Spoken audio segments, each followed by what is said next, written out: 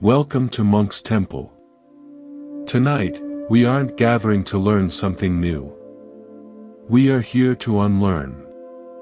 We are here to gently, patiently, examine the invisible weight you've been carrying.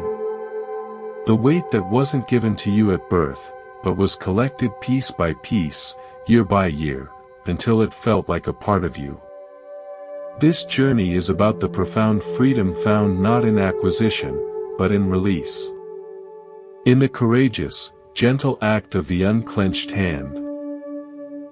Before we begin, feel the space you are in. The support beneath you. The air on your skin. Listen to the quiet, or the distant sounds of the world outside. Let your body settle. Take a slow, deep breath in, and as you exhale, imagine you could breathe out just a single layer of the day's tension. Let it go. For these next moments, you have permission to simply be here. To listen. To rest. Our minds are magnificent, complex landscapes.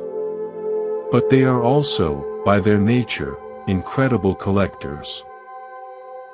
They gather experiences, memories, opinions, fears, and hopes. Think of your mind as a vast, ancient attic. When something significant happens, a joy, a hurt, a fear, the mind takes that event, wraps it in a story, and tucks it away on a shelf in this attic. First heartbreak, the box might say. The time I was publicly embarrassed. My fear of not having enough. The future I planned that didn't happen. We visit this attic often, sometimes without even realizing it. We dust off these boxes, reopen them, feel the old emotions fresh again. We might even rearrange them, building our identity around certain collections. This is the shelf of my disappointments, or this corner holds my resentments. But tonight, I want to invite you to consider a simple, radical question. What if you didn't have to be the curator of this museum of past and future? What if you could step out of the attic and simply live in the living room of the present moment? The tension you feel in your shoulders, the low hum of anxiety in your chest, the mental fatigue that sleep doesn't cure, this is not the baseline condition of being alive. This is the physical echo of the attic. It's the strain of carrying boxes up and down the stairs, of holding them close for so long your arms have forgotten how to be at rest. The core teaching, the single thread we will follow through many stories and landscapes tonight, is this: suffering is not the same as pain. Pain is an honest, direct experience, the sting of a loss, the ache of a body, the sharpness of a harsh word.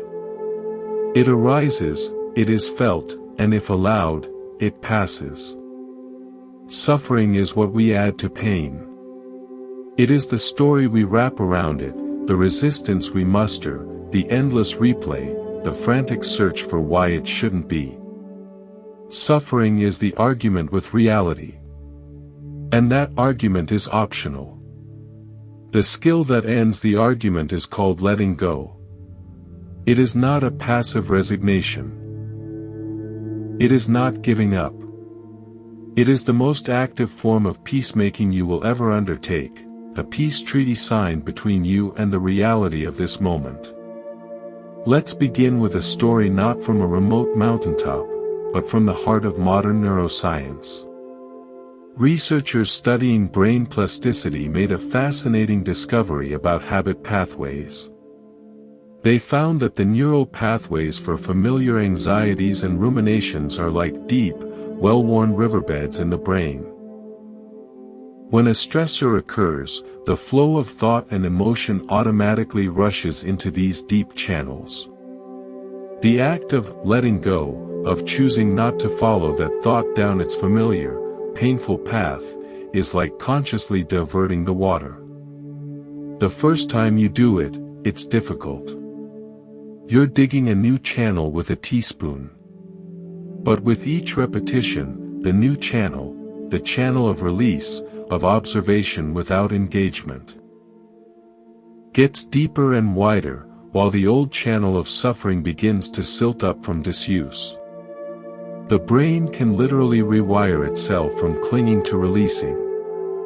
This is not a metaphor, it's neurological fact.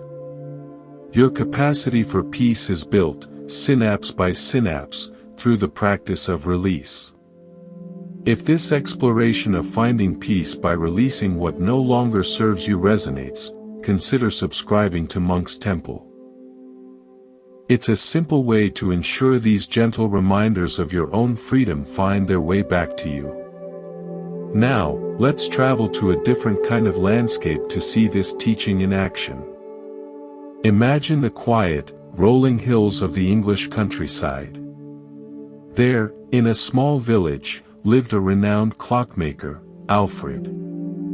Alfred could repair any timepiece, no matter how ancient or complex. His workshop was a symphony of quiet ticks and tocks. People brought him heirlooms that hadn't worked in a century, and he would bring them back to life. One day, a young apprentice, overwhelmed by learning the myriad gears and springs, asked him, "Master Alfred, with so many moving parts, how do you ever know which one is the problem?" Alfred put down his loop and smiled. "I don't look for the problem first," he said. "I listen for the resistance. A healthy clock has a smooth, flowing sound, tick-tock, tick-tock. But a clock that is struggling, that is carrying a burden, has a hiccup. A catch. Tick. Catch, tock. That catch is the sound of a gear holding on when it should be letting go. It's clutching the tooth of the next gear instead of releasing it to move forward. My job is not to add a new part, but to find that point of resistance, clean it, oil it, and restore its ability to release at precisely the right moment. The entire mechanism depends on each part knowing when to hold and, just as critically, when to let go. Our minds are far more complex than any clock, but the principle is the same. The suffering, the anxiety, the exhaustion, this is the audible catch in your system. It's the sound of a part of you holding on when it is time to release. The thought you're replaying, the worry you're nursing, the old identity you're clutching. These are gears gummed up with the sticky resin of past experiences. The practice is to listen for the catch, and with the gentle oil of awareness, to restore the natural release. So, how do we begin to listen for our own points of resistance? We start with a simple, profound act, the inventory of the invisible backpack. In your mind's eye, I'd like you to picture a backpack. It's yours. You've been carrying it for a very long time. When you were born, it was empty, light as a feather. As you moved through life, you began to place things inside. Some were necessary and light, a skill you learned, a happy memory, a lesson from experience. These sit well. They don't burden you. But alongside these, other items found their way in. Perhaps after an argument where you felt wronged, you placed a smooth, heavy stone of resentment in the pack. After a failure, you added a dense textbook of shame, its pages filled with "I should have." When you began to worry about a future possibility, a job loss, an illness, a conflict, you took the shimmering, frightening mirage of that unwritten future and somehow condensed it into a cold, heavy iron block and put it in the bag. The voice of a critical parent, internalized over decades, became a constant, whispering earpiece you carry, commenting on your every move. The belief that you are not enough solidified into a lead vest you wear under your clothes. You have never taken anything out. You have only added. year after year. The straps have dug grooves into your shoulders. You walk through life leaning forward, compensating for the weight. You've carried it so long, you've forgotten what it feels like to stand upright, to feel the lightness of your own being. If someone asked, "Why do you carry such a heavy load?" you might not understand the question. This feels normal. This feels like life. But it is not life. It is the accumulated weight of unlived moments, unresolved feelings, and unchallenged stories. The first step to putting down the backpack is not to empty it all at once. That would be overwhelming. It is simply to unbuckle it. To slide it off your shoulders and set it in front of you. To look at it with curiosity, not judgment. Let's do that now, in this quiet space. Take a gentle breath. In your imagination, feel the weight of that backpack on your shoulders. Feel the strain in your back, the tightness. Now, slowly, reach for the buckles. Unclip them, one by one. Slide the straps off your shoulders. Feel the immense relief, even in imagination, as the weight leaves your body. Place the pack on the ground in front of you. You are not throwing it away yet. You are just setting it down, so you can see what's inside. Now, with the same curiosity you might have opening a forgotten trunk, open the top flap. Don't reach in.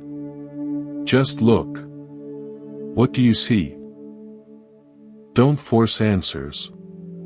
Let images, words, or sensations arise. You might see a bundle of old, faded letters tied with string, past hurts. A jar full of swirling, dark fog, anxiety about tomorrow. A heavy, official-looking ledger, the scorecard of who owes me. A small, sharp shard of glass, the feeling of being inadequate. A loud, clanging alarm bell, the need to be right. Simply observe. There is no need to condemn yourself for carrying these things. You were never taught how to travel light. You were taught to be prepared, to remember, to hold on. Seeing them clearly, outside of yourself, is the beginning of freedom. They are not you. They are items you have been carrying. The moment you see the stone of resentment as a separate object, and not as a part of your very soul, a space opens up. In that space, a question can form: do I need to pick this up again? This is the essence of the first key we will explore together. The power of conscious release. It is the decision, moment by moment, to not re-shoulder a burden you have just set down. The argument from yesterday? You can leave that stone on the ground. The worry about next week's meeting? That iron block can stay there too. You are learning that you have a choice at the point of the catch.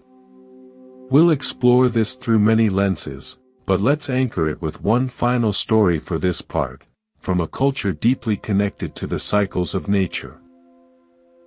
In the fjords of Norway, there is an old saying among fishermen: you cannot steer the wind, but you can adjust your sails. But there's a deeper, more practical ritual. At the end of the fishing season, when the boats are pulled ashore for the long winter, the fishermen perform a meticulous ritual. They don't just tie up the boat and leave. They empty it completely. Every net, every rope, every piece of gear is removed. They clean the hull of every bit of seaweed, every barnacle, every scrap of the season's catch. They lay everything out on the dock, clean it, mend it, and store it separately. The boat is left utterly empty, open to the sky. They do this because they know that if they leave the old, rotting scraps of fish and tangled nets inside, over the long, dark, frozen months, the boat will decay from the inside. The very vessel that carries them will be weakened by what was left behind. In spring, they begin again with a clean, sound, empty hull. What rotting scraps are you carrying into your tomorrow, your next season? What old, tangled nets of past relationships or failures are still lying in the hull of your mind, decaying and weakening your vessel? The practice of letting go is this seasonal cleaning. It is the deliberate, respectful emptying out so that you can remain sound, capable of setting sail again when the new dawn comes. For now, just rest with the feeling of having set the backpack down. The straps are off your shoulders. The weight is on the ground. Breathe into the space that creates in your body. The slight feeling of relief, of possibility. This is enough for now. This is the end of part 1. Would you like to continue to part 2, where we will explore how to transform our relationship with circumstances we cannot change? In our first moments together, we imagined setting down a heavy backpack. An inventory of the past hurts, future worries, and old stories we've been carrying. We touched the relief that comes from simply seeing these burdens as separate from ourselves, and from the conscious decision not to immediately pick them back up. This is the power of direct release. But life, in its wisdom and its challenge, presents us with situations where simply throwing something away doesn't feel possible, or even right. You cannot throw away a chronic illness. You cannot discard the reality of loss. You cannot wish away a difficult financial period or a strained relationship that, for now, you must navigate. What then? Are we condemned to suffer under the weight of these unchangeable facts? This brings us to the second, and perhaps most transformative, dimension of letting go. It is not about changing what is in front of you. It is about changing your relationship to it so fundamentally that the experience of weight transforms into an experience of presence. This is the alchemy of acceptance. Think of it as learning a new language, the language of what is, rather than the exhausting tongue of what should be. Our habitual mind is a master of the latter. It constantly compares reality to a phantom ideal. This traffic shouldn't be here. My body shouldn't ache. They should understand me. This internal argument is a prison cell we build and lock ourselves inside, while holding the key in our own hand. The bars are made of resistance. Let me illustrate with a story set far from the Norwegian fjords, in the vibrant, bustling heart of Mumbai, India. Imagine the famous Dhobi Ghat, the world's largest open-air laundry. A seemingly chaotic maze of concrete wash pens, fluttering lines of linens, and hundreds of workers, known as dhobis, beating cloth against stones. To an outsider, it appears overwhelmingly hectic, loud, and strenuous.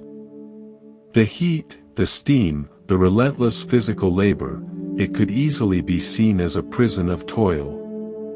Now, meet Ramesh, a Dhobi whose family has worked there for 3 generations. A documentary filmmaker once asked him, "How do you bear this hard work, day after day?" Ramesh paused from slapping a wet sheet against the stone, smiled a wide, genuine smile, and said, "What hard work? I am not fighting the cloth. I am not fighting the stone. I am not fighting the sun. I am dancing with them. The cloth needs to be cleaned. The stone helps. The sun dries. I am the one in the middle, moving with it all. If I stand here and think, should be in an air-conditioned office, then yes, I am in hell. But when I am just here, with the rhythm of the slap and the smell of the soap, I am at home. This is my dharma, my place in the dance. Ramesh, in his profound simplicity, articulated the alchemy of acceptance. He does not have the option to leave his circumstances, but he has the power to stop fighting them internally. By releasing his resistance to the reality of his day, the heat, the labor, the cloth, he transformed his experience from imprisonment to a kind of flowing, rhythmic engagement. He stopped translating the sensations into a story of suffering. The traffic of his life did not change, his relationship to being the driver within it did. This is the core of Stoic philosophy, born in ancient Greece and Rome. The Stoics taught the practice of the dichotomy of control. They advised to clearly separate all of life into two categories: things that are within your control, your opinions, your judgments, your desires, your actions, and things that are not within your control, the weather, the actions of others, your reputation, the past, the inevitable. They said that suffering arises from exhausting ourselves by trying to control the uncontrollable, while neglecting the supreme power we do have, our voluntary choice, our attitude and response. The renowned Stoic Emperor Marcus Aurelius wrote in his private journal, "You have power over your mind, not outside events. Realize this, and you will find strength." Acceptance is the conscious act of moving an external event, this illness, this loss, this traffic jam, from the category of things I must desperately change to the category of things I cannot control, and therefore will not allow to control my peace. You then focus your immense energy on your response, on patience, on courage, on finding meaning, on the next right action. Let's bring this into a very ordinary, modern scenario. You are in a long, slow-moving line at the post office. The clock is ticking. You have other places to be. The initial flare of frustration is natural. But watch what happens next in the mind. It begins to build the case. This is inefficient. That clerk is too slow. Why are there not more windows open? This shouldn't be taking so long. My time is being wasted. This is the architecture of the prison cell. Each thought is another bar. Your body responds, shoulders tense, jaw clenches, breath shortens. You are now suffering in addition to waiting. Now, apply the alchemy. Notice the frustration. Then, take a breath and consciously drop the argument. Say to yourself, for this moment, this is the reality. I am in a line. It is moving slowly. Don't try to like it. Just stop fighting it. Look around. Notice the play of light on the floor.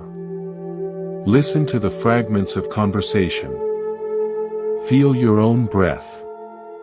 The line has not moved any faster.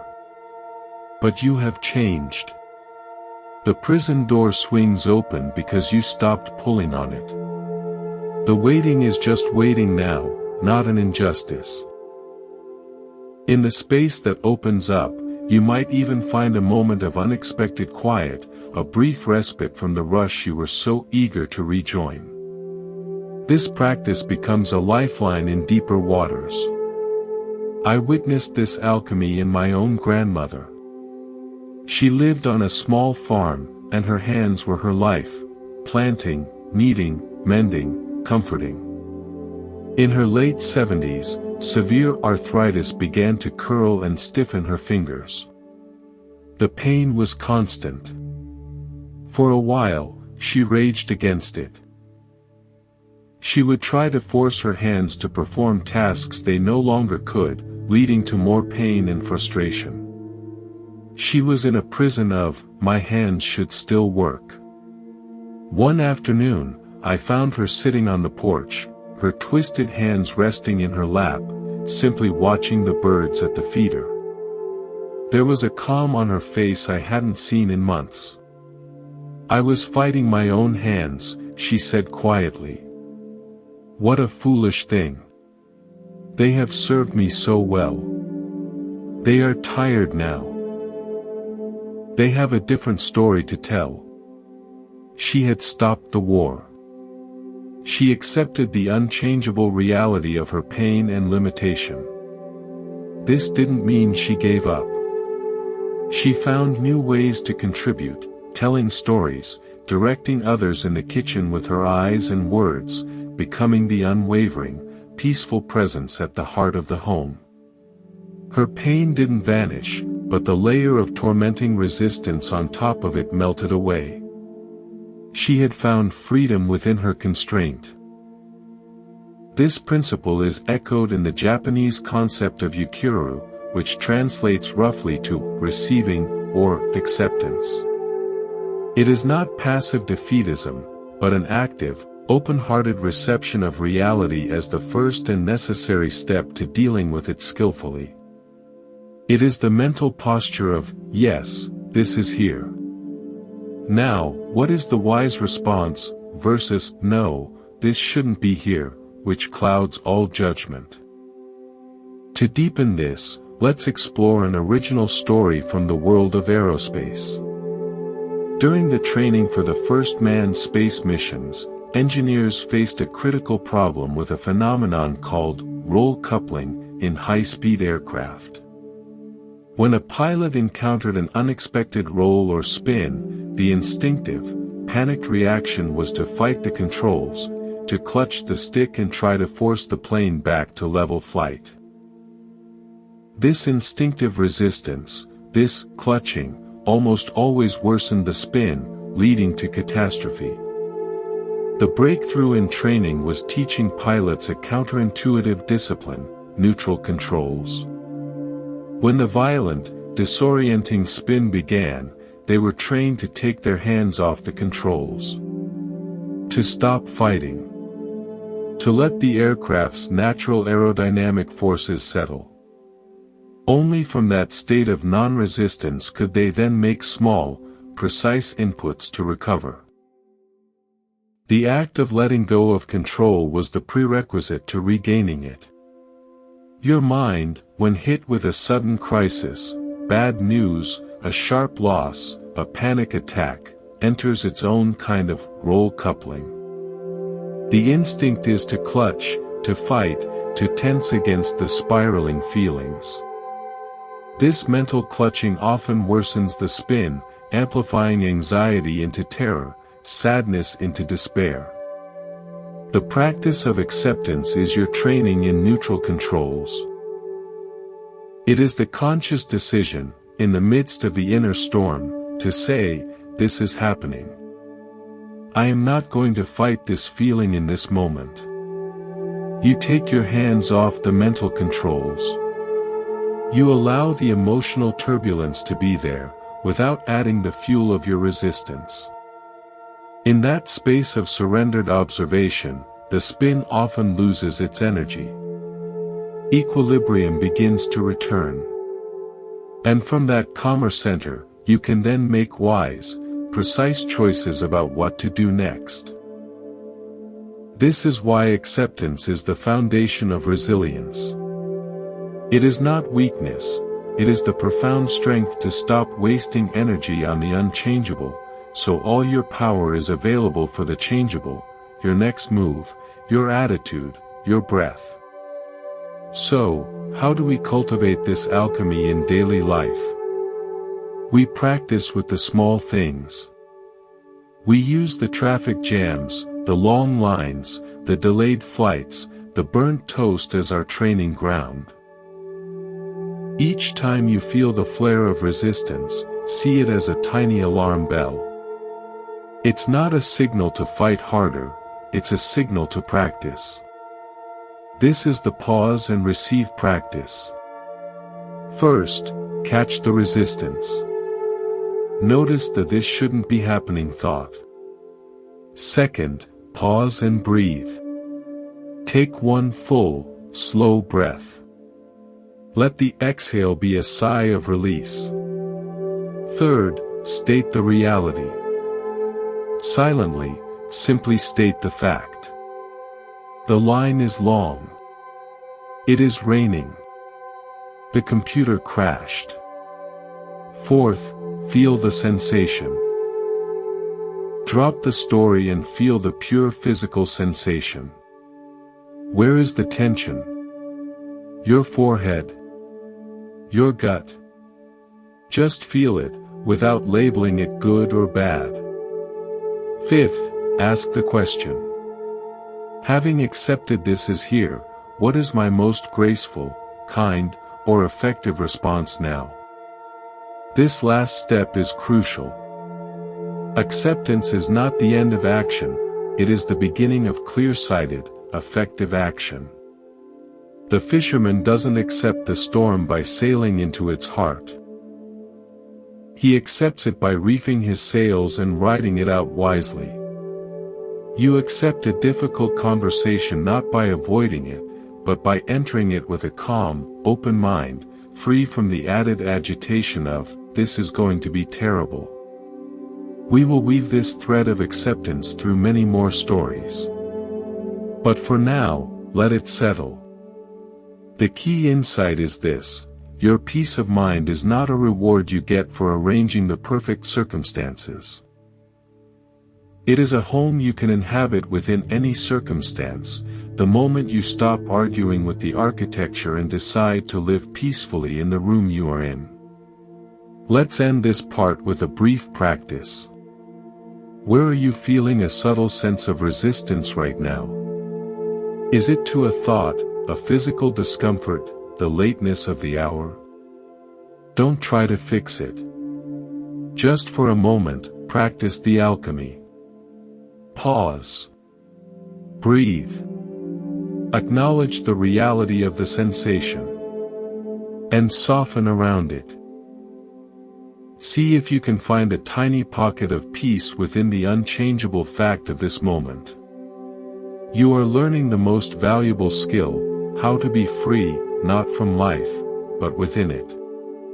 We've explored two powerful doorways. First, the direct method of seeing a burden and consciously choosing to set it down.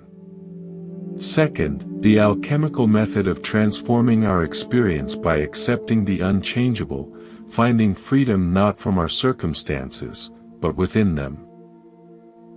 Now, we turn to a subtler, more pervasive form of weight, one that often feels like love, like duty, like care, but whose hidden architecture is built on expectation. This is the weight of transactional living. And the way through it is the practice of generous detachment. We live in a world of exchange. I give you money, you give me a coffee. I do my job, I receive a salary. This is the practical grease of society. But the mind, ever efficient, applies this same transactional framework to matters of the heart and spirit. We begin to keep a hidden ledger. We give kindness, but secretly expect gratitude. We offer love, but quietly await loyalty in return. We put an effort at work, and we feel a contract has been broken if recognition doesn't follow. We even approach our own spiritual growth this way: I meditated for 20 minutes, so I should feel peaceful. This ledger is a hidden backpack within the backpack. It is filled with IOUs, invisible contracts we've written in our minds that others have never seen, let alone signed. And when reality fails to pay up on these unconscious contracts, we feel the sharp sting of betrayal, disappointment, and resentment. We think, after all I've done, this is suffering created not by life, but by the unseen small print of our own giving. The practice of generous detachment asks us to learn a new way of offering, to give, as the ancient Sanskrit phrase goes, nishkama karma, action without desire for the fruit. To offer something into the world as a complete act in itself, like planting a seed without constantly digging it up to see if it has grown. Let me share a story from the world of mycology, the study of fungi, which offers a breathtaking metaphor. In a healthy forest, beneath your feet, exists a vast, invisible network called the mycelium. It's a fungal web that connects trees and plants across acres. Through this network, trees don't just compete, they communicate and share resources. A strong, sun-fed tree on the edge of the forest will send sugars through the mycelium to a shaded, struggling sapling deep in the woods. The older tree doesn't send an invoice. It doesn't expect the sapling to one day return the favor. It gives because the health of the entire forest ecosystem is interconnected with its own. The giving is inherent to its being. The mycelium is simply the channel. This is generous detachment in nature, giving as an expression of interconnectedness, not a negotiation for personal gain. Now, consider a human example from a different corner of the world. In the Medinas of Morocco, the ancient marketplaces, there is a tradition among some tea vendors. A vendor might see a traveler looking lost, hot, and weary. He will call them over, not to his stall to buy, but to the small stool beside it. He will pour a small glass of sweet mint tea from his personal pot and offer it without a word about money. It is an offering of pure hospitality, a gift to a stranger. The transaction of the market is paused. In that moment, there is only the cool shade, the fragrant steam, and the silent gift. The traveler may later buy something, or they may simply offer thanks and move on. The vendor's peace is not disturbed either way. The gift was complete when the glass was poured. That small act cleanses the atmosphere of pure commerce, it reintroduces humanity. The vendor is practicing a form of zakat, or almsgiving, but its purity lies in its anonymity and lack of expectation. Contrast this with a typical experience in our lives. We host a dinner party. We cook for hours, clean our home, set a beautiful table. We are giving our time, resources, and care. But often, beneath the surface, there are tiny threads of expectation. I hope they appreciate the effort. I hope they reciprocate soon. I hope they notice the special wine. If the guests are distracted, or leave early, or fail to offer the precise praise we imagined, we feel a hollow disappointment. The evening feels tarnished. Why? Because the giving was not complete. We left the circle open, waiting for a specific return to come around and close it. We gave a gift wrapped in an invisible bill. The spiritual teacher from India, Ram Dass, often spoke of this. He said, when you go out into the woods and you look at trees, you see all these different trees. And some of them are bent, and some of them are straight, and you don't say, this tree is bent, so I'm not going to give it sunshine. You let it be. Our love and giving can be like that sunshine. It shines because that is its nature, not because of the shape of the tree that receives it. How do we untangle our giving from expectation? We start by bringing our hidden ledgers into the light. Take a quiet moment now. Think of a recent situation where you felt a pinch of disappointment or resentment. Perhaps you did a favor that wasn't acknowledged as you'd hoped. You offered advice that wasn't taken. You expressed love that wasn't mirrored back in the way you wanted. Look closely at that pinch. Behind it, you will find an expectation. Name it. I expected a thank you card.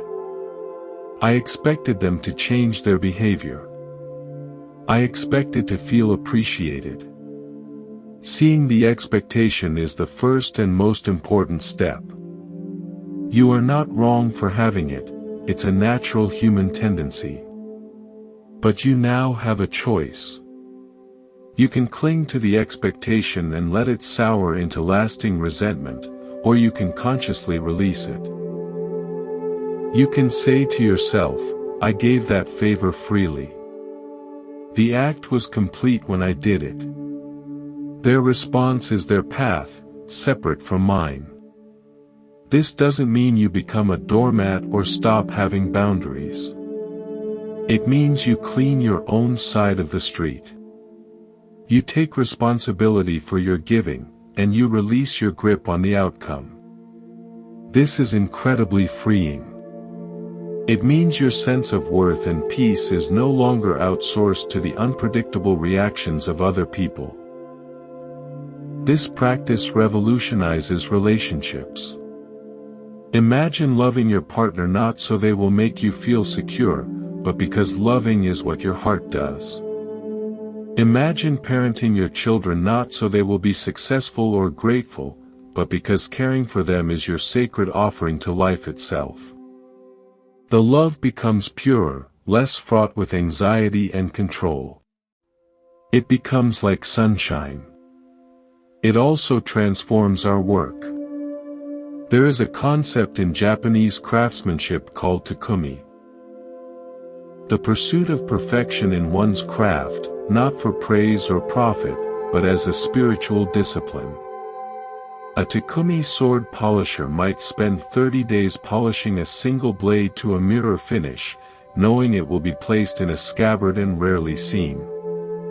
He does it for the sake of the doing. For the relationship between his spirit, his stone, and the steel. The result is sublime, precisely because it was not the goal, it was the byproduct of utterly detached, focused offering. When we can bring even a fraction of this spirit to our daily tasks, doing them well for the sake of the task itself, work ceases to be a grind for external rewards and becomes a field for inner cultivation. Let's ground this with a personal anecdote.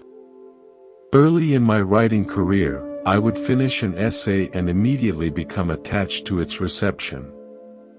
I'd refresh the page, hungry for comments, for validation. If praise came, I was elated. If silence came, I was crushed. My piece was on a roller coaster controlled by strangers. The writing itself became tense, aimed at eliciting a response. Then, I read about the composer John Cage, who wrote a piece called 4 feet 33 inches, 4 minutes and 33 seconds of silence, where the music is the ambient sound of the concert hall. It was a radical act of detachment from the composer's ego. It was an offering of a framework, and a complete letting go of what would fill it. Inspired, I tried a small experiment. I wrote a short piece with the explicit intention, I am writing this as an offering. Once I post it, my job is done. I release it completely, like a leaf on a stream. I will not check for responses. The writing itself felt different, freer, truer. Posting it felt like a ritual release. For the first time, I felt peace after sharing my work. Interestingly, that piece connected with more people than anything I'd written before. But the real gift was the internal shift. I had tasted the freedom of giving without a claw gripping the other end of the gift. This is the third key, give fully, but release fully. Your action is yours.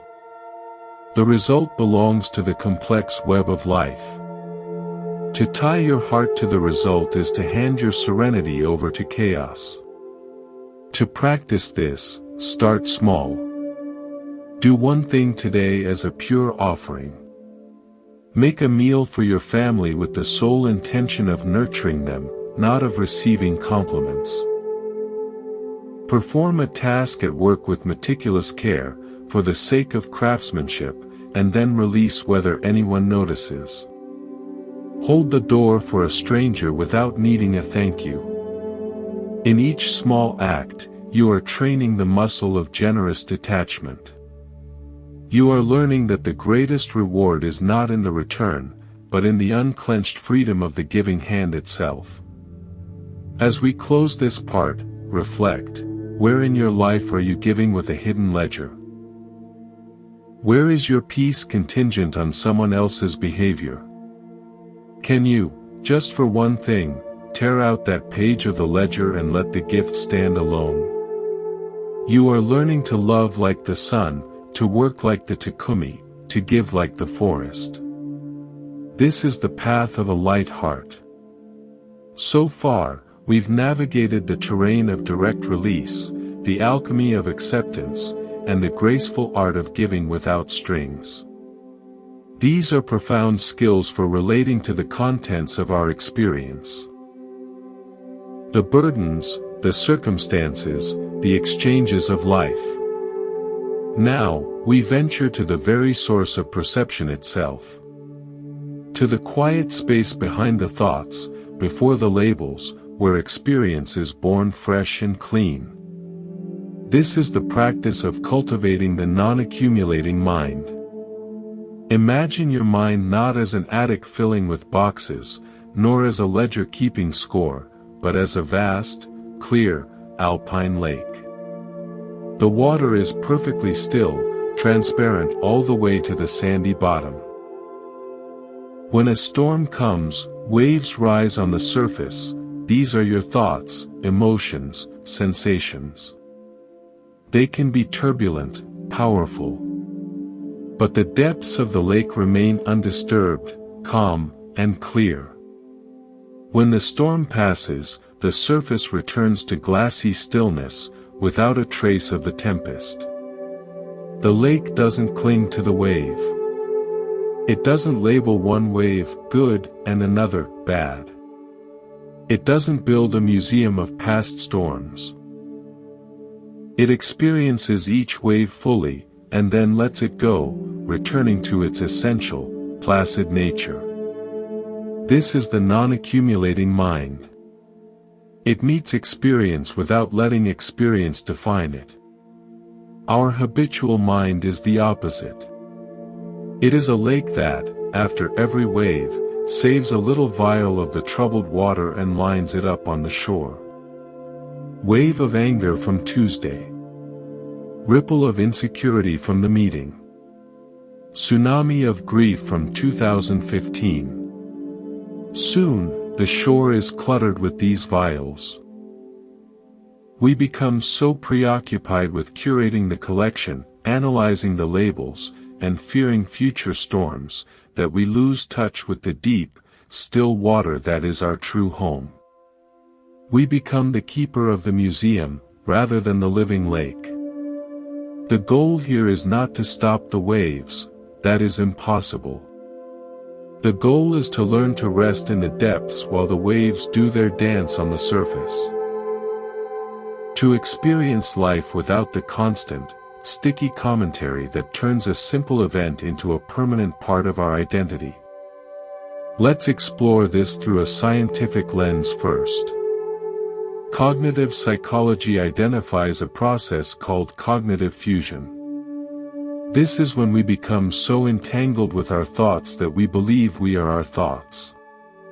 The thought, "I am a failure," arises, and in a state of fusion, we don't see it as a passing string of words and images. We experience it as a fundamental, terrifying truth about our being. We fuse with it. It sticks.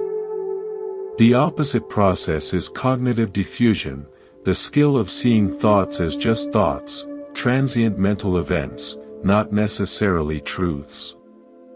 You might say to yourself, I am having the thought that I am a failure. That tiny shift, inserting I am having the thought that, creates a space between you and the thought. You are the lake noticing the wave, not the wave itself. This is the essence of the non-accumulating mind, creating space so nothing can permanently adhere. A powerful story that illustrates this comes from the tradition of Navajo weaving. The most prized Navajo rugs often include a deliberate flaw, a single thread that runs contrary to the pattern, called a spirit line or chianatai. The weaver intentionally creates this flaw. There are many interpretations, but one is that it represents a path for the weaver's spirit to exit the rug. The rug is a beautiful, intricate creation, but the weaver must not become trapped in her own creation. She must be able to leave it, to not have her identity and spirit fully bound up in the finished object. The spirit line is a ritual of non-attachment to the fruits of one's labor, yes, but also to the very patterns of the mind. Our thoughts, beliefs, and even our achievements are like beautiful, intricate rugs we weave. The practice is to always include a spirit line. A conscious awareness that allows us to step out of the pattern, to remember that we are not the rug. We are the weaver who can set the shuttle down and walk free. How do we weave this spirit line into our daily mental fabric? We practice what I call bare attention. Bare attention is the act of perceiving without the immediate layer of mental labeling. It's experiencing the raw data of the senses before the mind rushes in to categorize, judge, and file it away. Right now, as you listen, can you hear the sound of my voice not as a voice explaining something, but as pure vibration, tone, and rhythm? Can you feel the contact of your body with the chair or bed not as comfortable or uncomfortable, but as a mosaic of pressure, temperature, and texture? This is incredibly difficult because the labeling mind is lightning fast. But in the microseconds before the label, there is a world of direct experience, unclouded by opinion. Let me share an anecdote from a friend who is a master birdwatcher. He can identify hundreds of birds by a single note of their call or a glimpse of flight. I asked him his secret. He said, beginners look for the label. Is that a red-tailed hawk? They're comparing what they see to a picture in a book. I had to unlearn that. Now, I don't look for a bird. I just look. I see a shape, a way of moving, a quality of presence. The label, oh, that's a northern flicker, comes later, almost as an afterthought. The real seeing happens in the silence before the name. His expertise had led him back to a beginner's mind, a mind that meets each bird fresh, without the accumulation of prior knowledge blocking the direct perception. This is the non-accumulating mind in action, using knowledge when helpful, but not letting it stand in the way of the truth of this moment's encounter. We can practice this with our inner weather, too. When a strong emotion arises, say, anxiety, instead of immediately fusing with it, I am an anxious person, practice bare attention. Drop the story. Go to the pure sensation. Where is it located in the body? Is it a fluttering in the chest? A tightening in the throat? A buzzing in the arms? Observe these sensations with the curiosity of a scientist studying a new phenomenon. Interesting. This is what anxiety feels like as pure sensation. In that observation, you are the lake watching the stormy surface. You are not the storm. The emotion, held in this spacious awareness, often changes, moves, or dissipates much more quickly. It isn't given a vial on the shore. This practice has deep roots in the Zen tradition, where they speak of dusting the mirror. The mind is seen as a mirror, inherently clear and reflective. Thoughts and experiences are like dust settling on its surface. The practice is not to stop the dust from falling. Life will always generate dust. The practice is to keep dusting, to keep noticing the accumulation and gently wiping it clean, returning to the mirror's original clarity.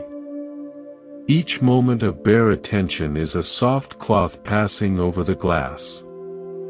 To make this practical, let's try a brief exercise together, right here. For the next minute, I invite you to simply listen. Not to my words for their meaning, but to the sounds in your environment as pure sound. Close your eyes if you wish. Listen. Hear the layers. The most obvious sound, and then the quieter ones beneath it. The constant hum, the intermittent ticks or creaks, the distant sounds from outside. Don't name them. Don't think refrigerator or car. Just hear them as vibration, pitch, texture. If a thought arises about the sound, notice that thought is just another sound in the mind, and gently return to bare listening. In that space, however brief, you were practicing the non-accumulating mind. The sounds came and went. You didn't have to keep them. You just let them pass through. This is the essence. The ultimate expression of this is in how we relate to our very sense of self. We accumulate a story of who we are.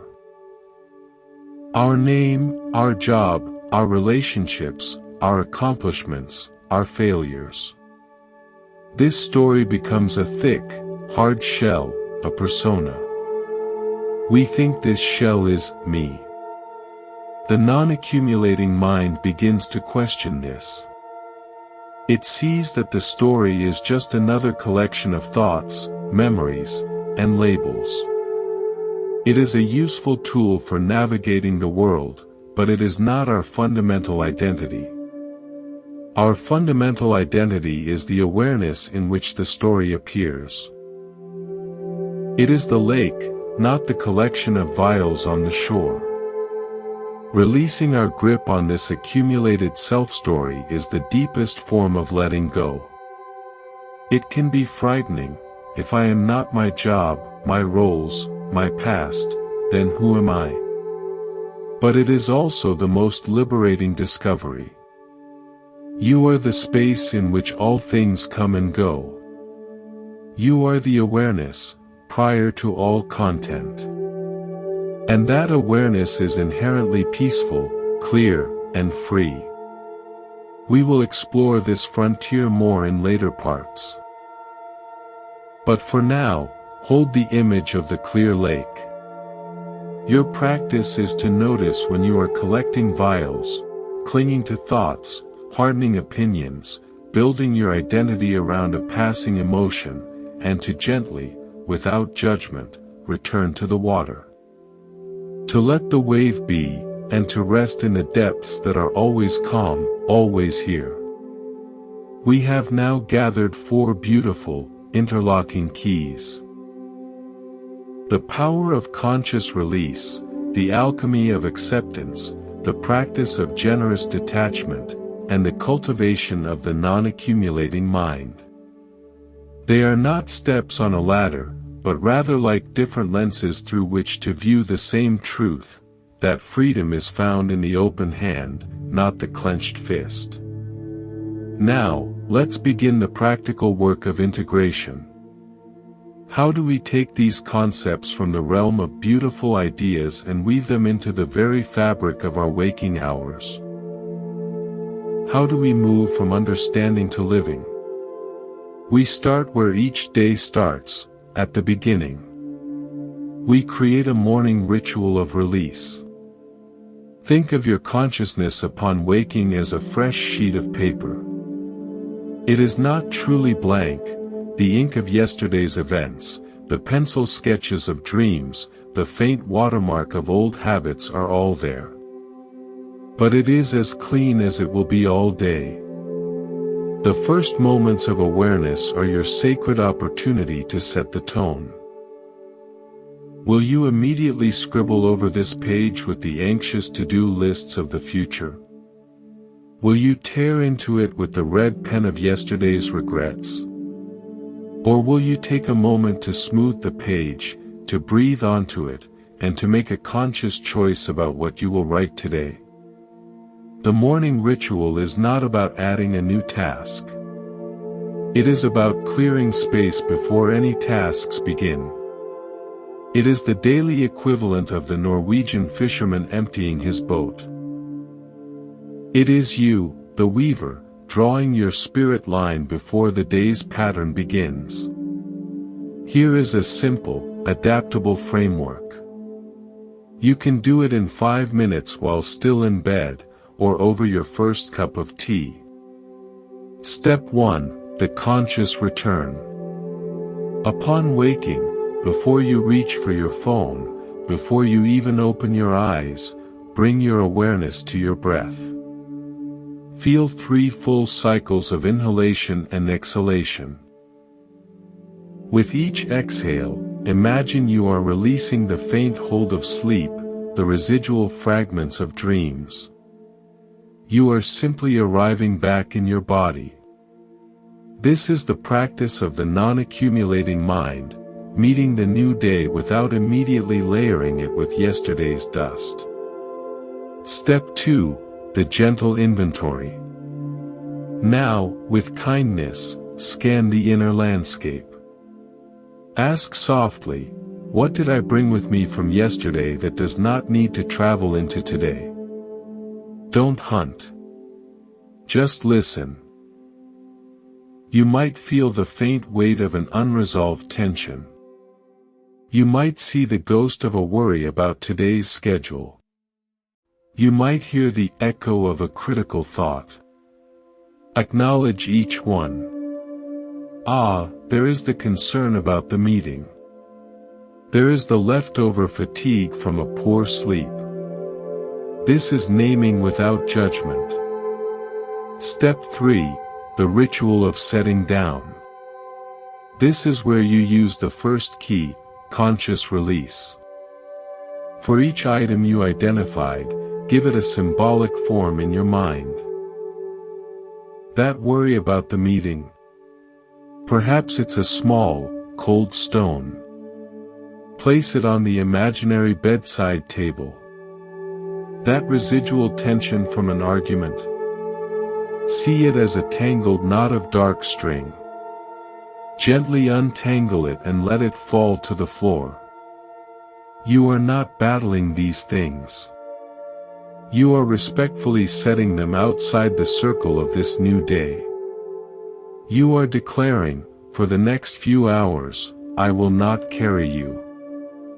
I give myself permission to start fresh. Step 4, the anchor of acceptance. Now, bring your awareness fully to the present facts. Feel the sheets. Hear the morning sounds. Feel the air in your lungs. Silently state the simple, unchangeable reality of this moment: I am here. I am alive. This body is resting. This day is beginning.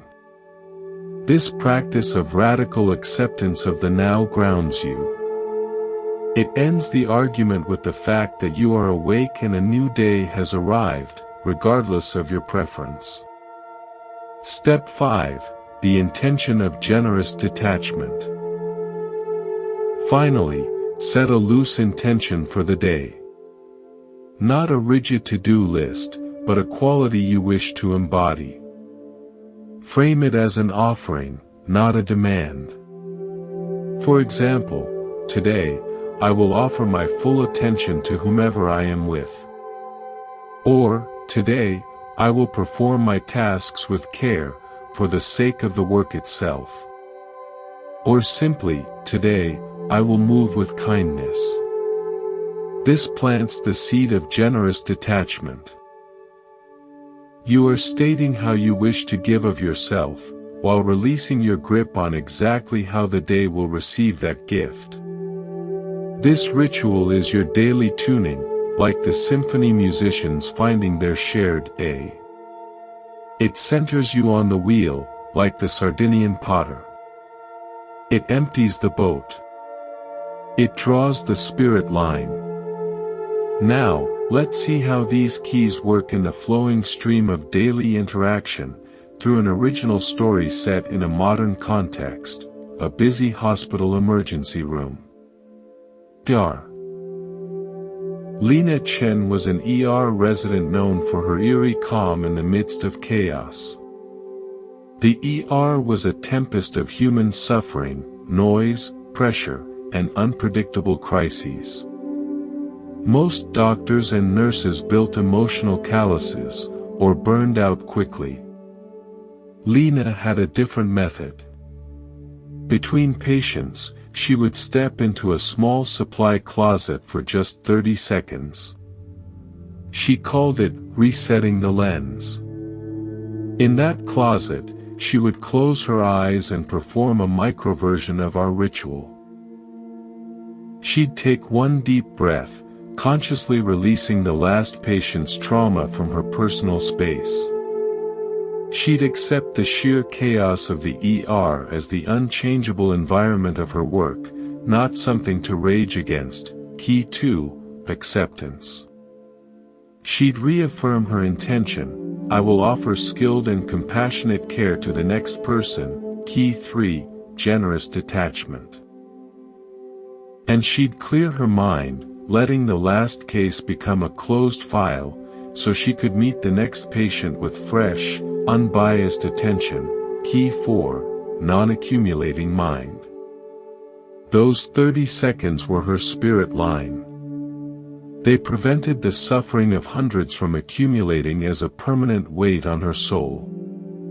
She could be deeply compassionate without being destroyed by compassion fatigue. She was practicing integrated letting go in real time. Your life may not be an ER, but you face your own streams of demands, interactions, and minor crises. The practice is to create your own closet moments, micro-resets throughout the day. Here's how you can practice integration in real time. Before a difficult conversation, pause. Release your preconceived script of how it should go. Release. Accept that the other person may react in unexpected ways. Acceptance. Set your intention to listen fully and speak truthfully, without attachment to winning. Generous detachment. Clear your mind of old grievances about this person to meet them in the present. Non-accumulating mind. When overwhelmed by tasks, pause. Release the panic that you must do everything at once. Release. Accept that the list is what it is, and you can only do one thing at a time. Acceptance. Set the intention to fully engage with the single task in front of you, giving it your best for its own sake. Generous detachment. Let go of all the other tasks mentally, so they are not cluttering your focus. Non-accumulating mind. When feeling irritated or frustrated, pause. Name the emotion and see it as a temporary wave, not who you are. Release and non-accumulating mind. Accept that you are feeling this way without adding a layer of guilt. Acceptance. Ask, having accepted this feeling, what is the most kind or effective action, and offer that action without demanding it fix everything instantly. Generous detachment. This is the weaving. The threads of the 4 keys are always available. You don't need to apply them in order, or all at once. Sometimes, in a moment of anger, just applying the first key, seeing the anger as a hot stone you are clutching and choosing to set it down, is enough. Sometimes, in a moment of grief, the second key. Pure acceptance of the pain is the only path. The more you practice, the more intuitively you will reach for the right key for the moment. Let's close this part with a final integrative image. Imagine you are a skilled rock climber. The cliff face is your day, your life. The 4 keys are not the cliff, they are your essential gear. Conscious release is your ability to let go of a handhold that is no longer serving you, to reach for a new one. You don't cling to a crumbling ledge out of fear. Acceptance is your honest assessment of the rock in front of you. You don't waste energy wishing it were smoother or had more cracks. You work with the actual rock. Generous detachment is your focus on the move itself, not the summit. You execute each move with precision and presence, without obsessing over when you'll reach the top. Non-accumulating mind is your clear focus. You are not thinking about the last move you made or the next 10 moves ahead. You are wholly in this move, on this piece of rock. With this gear, you can navigate any cliff. Without it, you are just clinging to the rock, exhausted and afraid. Your morning ritual is your gear check. Your micro-resets throughout the day are your deliberate, skillful placements of hand and foot. This is the path of living lightly, of climbing gracefully. We have a toolkit now, a set of lenses and keys for daily living. But any true path must lead us into the valleys, not just across the sunlit meadows. We must test our understanding in the places where the heart feels most brittle, where the weight seems welded to our bones. This is where theory meets the raw nerve of life. So let's turn our gentle attention to the territories where letting go feels most counterintuitive, even impossible. The landscape of grief, the fortress of identity, and the quicksand of chronic stress. First, let's speak of grief. Grief is not a problem to be solved by letting go. In fact, the very suggestion can feel like a betrayal of love. If you love someone and they die, how could you ever let go? The key here is precision. We are not talking about letting go of love, or of memory. We are talking about letting go of something else, the resistance to the reality of loss. Grief, in its pure form, is the heart's honest, searing response to that reality. It is pain. The suffering we add is the endless, cyclical argument, this shouldn't have happened. They should still be here. Why? This is the clutching of a phantom hand. There is a beautiful and heartbreaking tradition in some indigenous cultures of the Pacific Northwest. When a great canoe maker dies, his finest, unfinished canoe is sometimes burned with him. It is not burned out of waste, but as a profound act of completion and release. The canoe was an extension of his spirit, his skill. To leave it unfinished in the world without him would be a constant, painful reminder of the rupture. Burning it is a ritual of acceptance.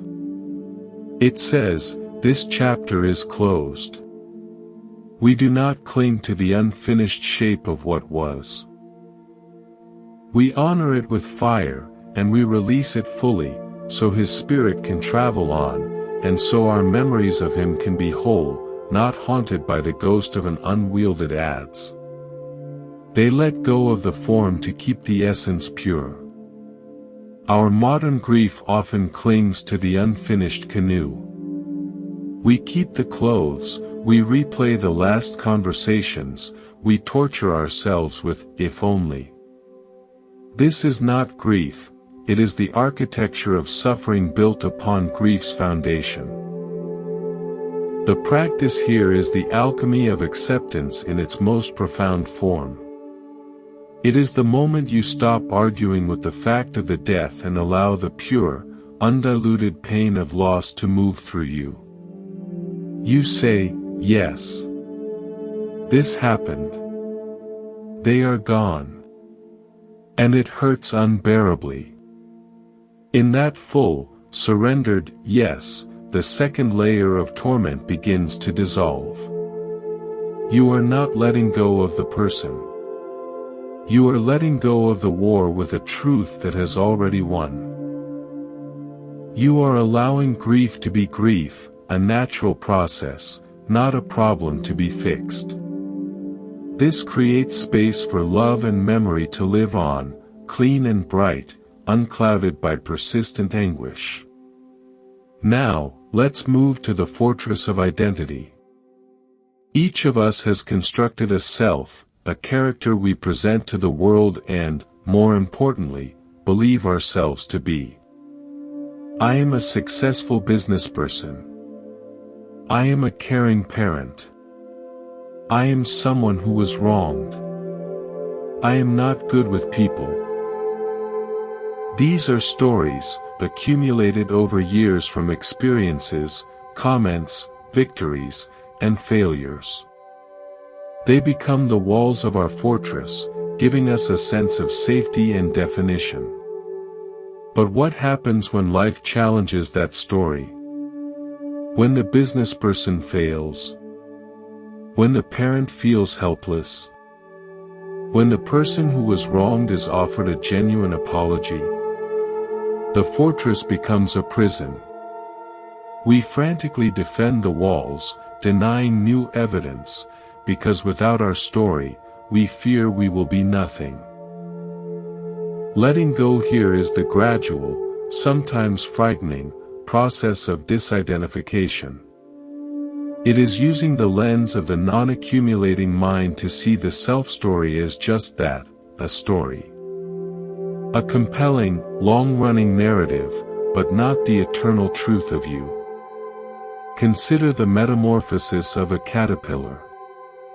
To become a butterfly, the caterpillar doesn't simply grow wings. It enters a chrysalis and undergoes a process called histolysis. Its body essentially dissolves into a nutrient-rich soup. From that formless state, the imaginal cells, the blueprint for the butterfly, assemble a completely new being. If the caterpillar were consciously clinging to its identity as a crawler of leaves, the transformation would be impossible. It must, in a biological sense, let go of being a caterpillar entirely. The story of caterpillar ends so the reality of butterfly can begin. We are invited to a similar, psychological histolysis. When an old identity is challenged or outgrown, we must be willing to let the old story dissolve. The successful person story may need to dissolve to make space for the learner, or the person of resilience. The victim story must dissolve for the survivor, or the free person, to emerge. This is not destruction, it is transformation. It requires the courage to dwell in the soup of the unknown, to tolerate the formlessness between stories, trusting that a more authentic integration is taking shape. You practice this by noticing when you are defending a self-concept and asking, is this story still serving my growth? Can I hold it more lightly? Finally, the quicksand of chronic stress. This is not about a single stressful event, but a background hum of pressure, worry, and overwhelm that becomes the soundtrack of life. It's the feeling of treading water in a sea of obligations, with no shore in sight. Chronic stress is the ultimate expression of cumulative holding. We are holding the past, unfinished business, the future, catastrophic projections, and the present, resistance to our feelings, all at once. Modern research on stress highlights a critical distinction. It's not stress itself that kills us, but the lack of recovery. Our nervous system is designed for acute stress followed by periods of rest. The famous fight or flight, followed by rest and digest. Chronic stress occurs when we never signal to the body that the danger has passed. We live in a sustained state of low-grade alarm. Letting go, in this context, is the conscious, daily practice of triggering the parasympathetic nervous system, the biology of recovery. This is where our practices become not just psychological but physiological. The deep, slow exhale is a direct signal to the vagus nerve, the commander of the rest and digest system, telling the body, you can stand down. The tiger is not here. The act of setting down a mental burden, even for 5 minutes, lowers cortisol. Acceptance practice reduces the inflammatory response caused by constant psychological resistance. Let me share a story from the world of endurance athletics, specifically from the ultrarunners of the American Southwest. These athletes run 100 miles or more through desert and mountain terrain. One runner, named Mateo, described his strategy not in terms of pushing through pain, but in terms of micro-recoveries. The mind wants to hold the whole distance, the total elevation gain, the remaining hours, he said. That thought will crush you. So, between strides, I practice letting go. My foot strikes the ground, that's effort. As it lifts off, in that millisecond of airborne weightlessness, I mentally release everything. I drop the miles behind and the miles ahead. For that instant, I am free. I am just a body in motion under a big sky. That millisecond of release, repeated thousands of times, is what allows me to cover distances that seem impossible to a mind that is always clutching. Chronic stress is the mind clutching the whole distance of your life. The practice is to find your millisecond of airborne release, thousands of times a day. It is the conscious exhale at your desk. It is the 3-second pause where you look out a window and let go of all thought. It is the moment you consciously relax your shoulders, which have been hunched near your ears for hours. Each of these is a signal to the body, you can stand down. In this moment, we are safe. To weave this together, let's do a specific practice for the territory of a troubled past, a memory that feels stuck, that causes a flinch in your heart when it surfaces. This is the practice of restoring. First, identify the stuck story. Bring to mind a specific, painful memory. Not a vast era, but a single scene. Second, feel the sensation. Where do you feel it in your body? Tightness?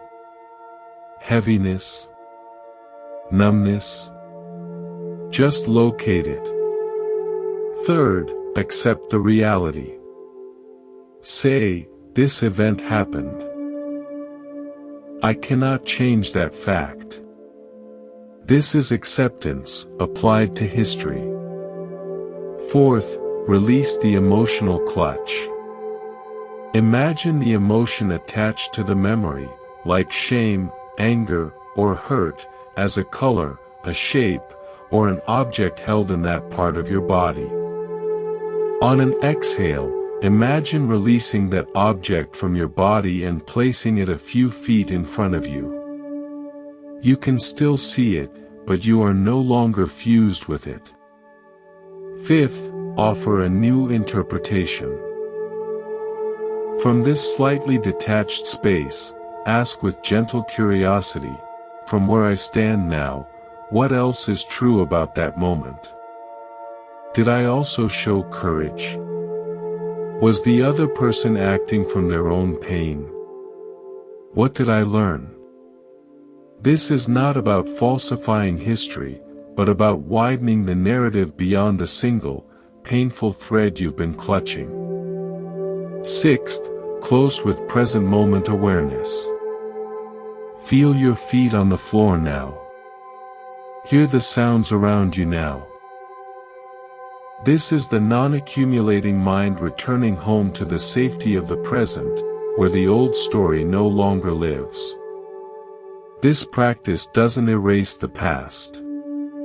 It changes your relationship to it. It moves the memory from a live wire in your psyche to a chapter in a book you can hold, learn from, and set back on the shelf.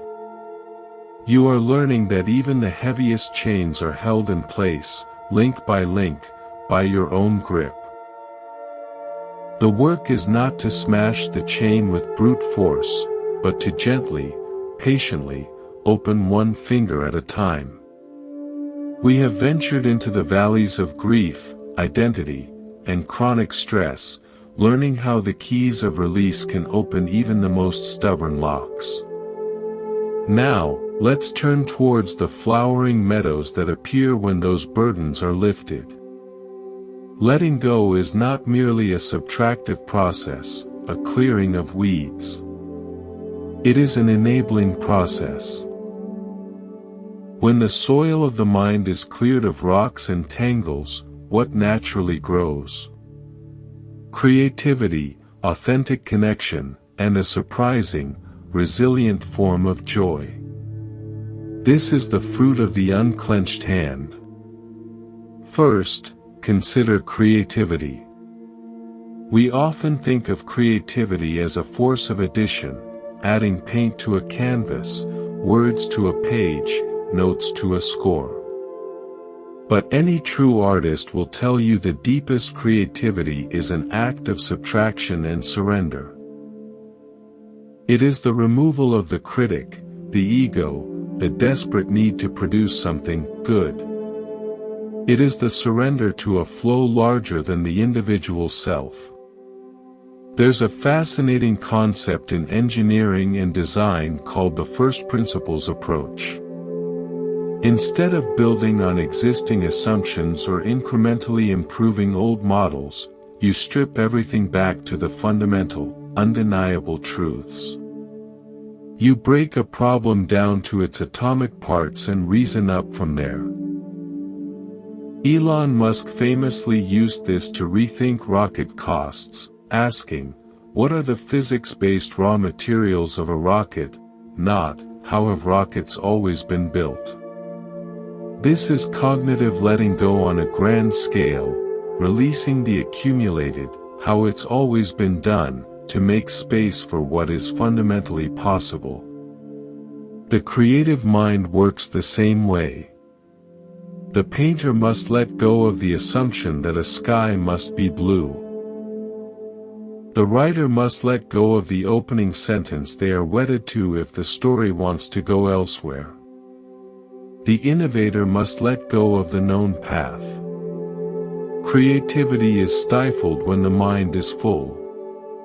It flourishes in empty space. Let me share a story from the world of jazz, specifically from the vibrant scene of 1950s New York. There was a legendary saxophonist known for his transcendent solos. A young musician, desperate to emulate him, once asked, "How do you know what note to play next?" It seems like magic. The old saxophonist smiled and said, "The magic isn't in knowing the next note. The magic is in forgetting the last one." If I'm still holding on to the phrase I just played, trying to make it perfect or worrying if it was right, my mind is clogged. There's no room for the new phrase to arrive. I have to let the last note die completely into silence. Into that silence, the next one is born. He was describing the non-accumulating mind in the flow of improvisation. Each note was offered, generous detachment, and then released completely, conscious release and non-accumulating mind, so the next could emerge from a place of acceptance of the empty moment. His genius was his capacity for instantaneous letting go. Now, let's consider authentic connection. Most of our relational suffering comes from what we bring to the encounter, our expectations, our past hurts projected onto the present person, our need for them to see us a certain way. This is like two people trying to have a heartfelt conversation while each holds a loud, clanging bell of their own story. They can't truly hear each other. Authentic connection requires that we set our bell down. It requires what psychologist Carl Rogers called unconditional positive regard, offering acceptance and listening without judgment or an agenda. This is the practice of generous detachment. I offer my full attention without needing you to be different. Combined with the non-accumulating mind, I will not filter your words through my old wounds. I witnessed a profound example of this in an unlikely place, a community mediation center in Chicago. Two neighbors, entrenched in a bitter years-long feud over a property line, finally agreed to mediation. The mediator, an elderly woman with a calm presence, began not by discussing the fence, but by instituting a rule.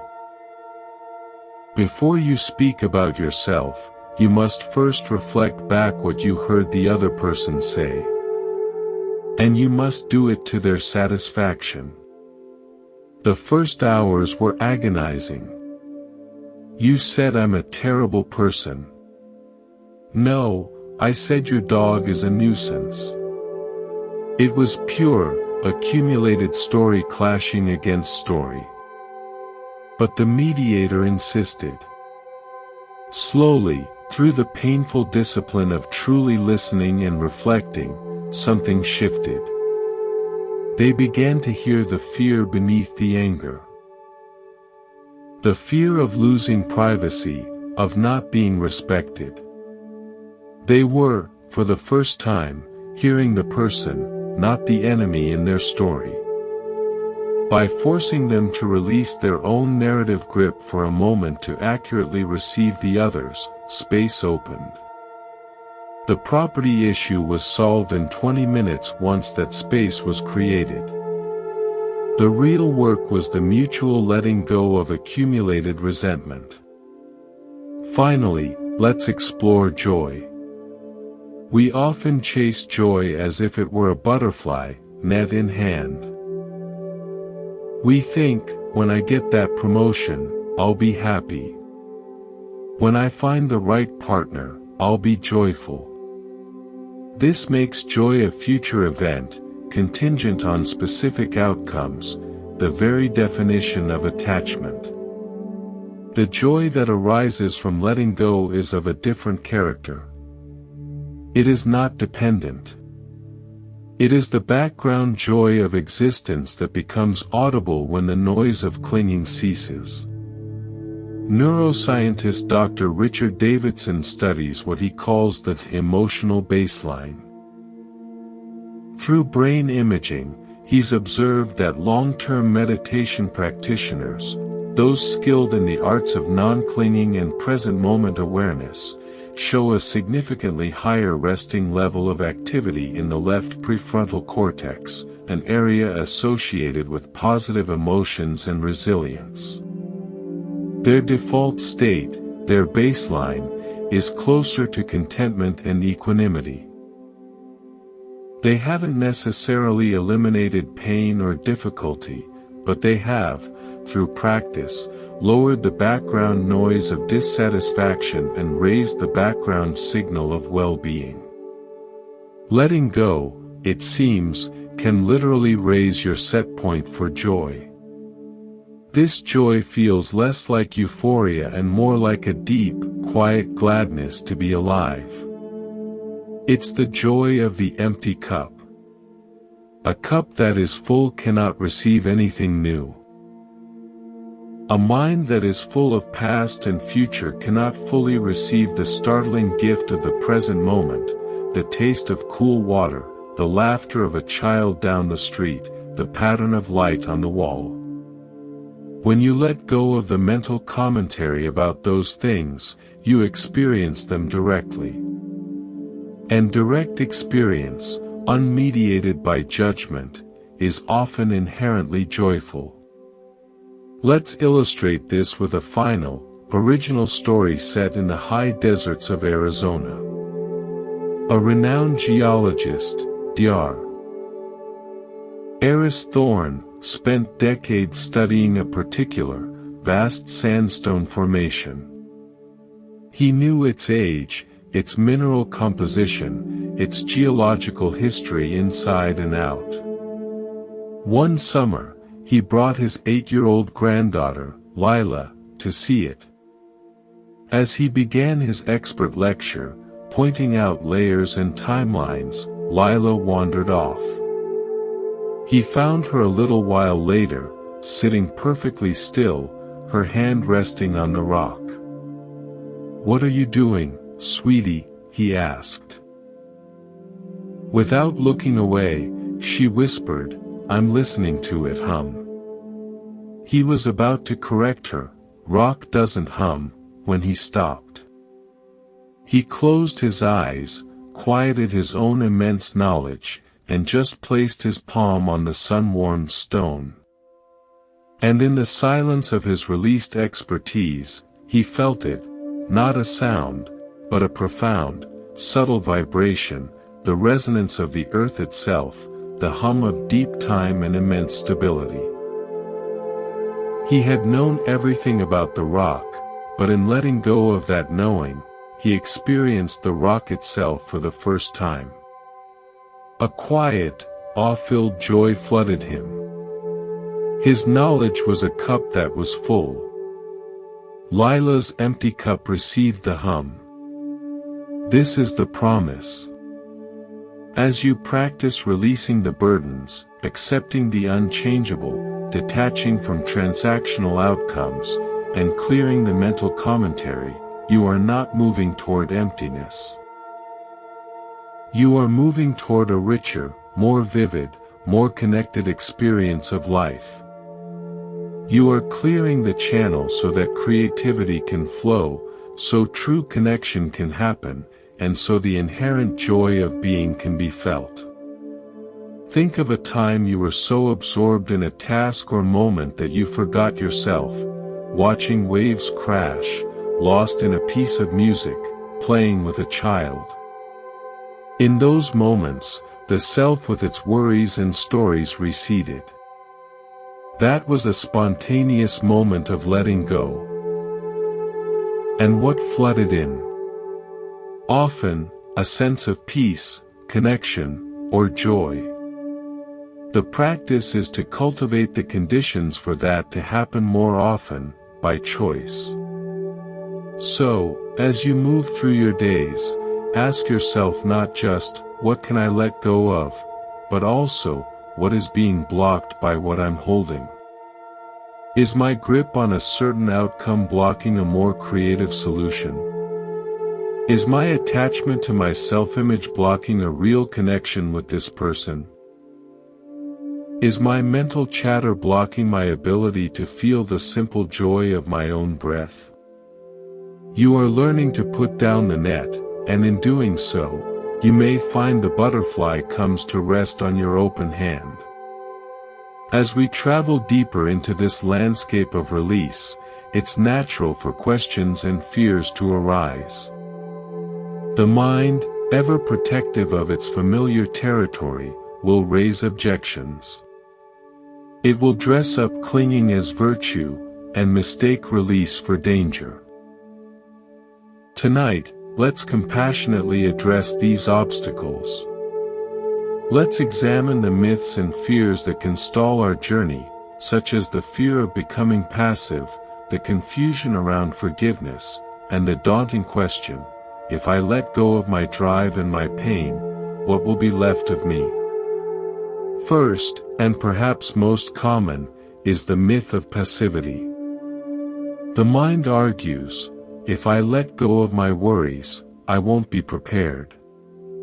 If I let go of my anger, people will walk all over me. If I accept things as they are, I'll never strive to make them better. This conflates letting go with giving up. It mistakes internal release for external inaction. Imagine two archers. The first is tense, his mind crowded with thoughts, I must hit the bullseye. My reputation depends on it. What if I miss? His shoulders are tight, his grip on the bow is white-knuckled, his breath is held. The second archer has practiced release. She has cleared her mind of the outcome. She accepts the wind, the distance, the feel of the bow as the reality of this shot. Her intention is clear, but her grip is light. Her body is relaxed, aligned, and present. When she releases the string, it is not an act of collapse, but of perfect, dynamic freedom. Her action is far more precise, powerful, and effective precisely because she is not attached to the result. She is not passive, she is poised. Letting go is the art of becoming the second archer in all aspects of life. It is not the absence of effort, but the presence of effortless effort, action that flows from a clear, uncluttered center. You release the mental clutter of anxiety and outcome dependence so your natural intelligence and skill can operate without interference. The activist who accepts the current political reality without despair is clearer and more strategic. The caregiver who releases the need to fix their loved one's suffering is more compassionate and sustainably present. Letting go of the internal noise doesn't diminish your capacity to act, it purifies and empowers it. Now, let's turn to the tangled, deeply personal matter of forgiveness. Forgiveness is often misunderstood as letting someone off the hook, condoning their actions, or forcing yourself to feel warmth towards someone who caused harm. This makes forgiveness feel like a betrayal of your own pain or a surrender of justice. Because of this, it can become the heaviest stone in the backpack. One we feel we should carry, but can't figure out how to put down. We need to reframe forgiveness not as something you do for the other person, but as a radical act of release you do for yourself. It is the final stage of the restoring practice we touched on earlier. Forgiveness is the conscious decision to stop carrying the poison of resentment, and to stop letting the person who hurt you continue to rent space in your mind, long after the event is over. A powerful metaphor comes from forestry, specifically from the phenomenon of compartmentalization in trees. When a tree is wounded, by a broken limb, an insect, or a fire, it does not heal the wound in the way an animal does. It cannot regenerate the lost tissue. Instead, it walls it off. It creates chemical and physical barriers around the injured area, sealing it from the rest of the healthy tree. The wound is still there, a part of its history, but it is contained. The tree's energy is then directed toward continuing to grow, to put out new leaves and branches around the sealed compartment. It doesn't forget the wound, it integrates it in a way that allows life to go on. Forgiveness is human compartmentalization. It is not erasing the wound. It is the process of consciously, deliberately, walling off the toxic memory from the rest of your living psyche. You acknowledge it happened. You feel the pain of it fully. And then, you make a choice. This event will remain here, in the past. I will not let its infection spread into my present relationships, my self-worth, or my future joy. You release your grip on the story of victimhood and reclaim authorship of your current chapter. This requires immense courage and self-compassion. It is often a process, not a single event. But it is the ultimate act of self-care, of saying, I will no longer allow your past action to dictate my present peace. A third major obstacle is the fear of the void. The mind thinks, my anger motivates me. My anxiety keeps me safe. My past regrets define who I am. If I let these go, I will be empty, without drive, without a self. This is the caterpillar fearing the chrysalis. It cannot imagine the butterfly. What you discover, as you practice release, is that you are not a collection of burdens. You are the space in which burdens come and go.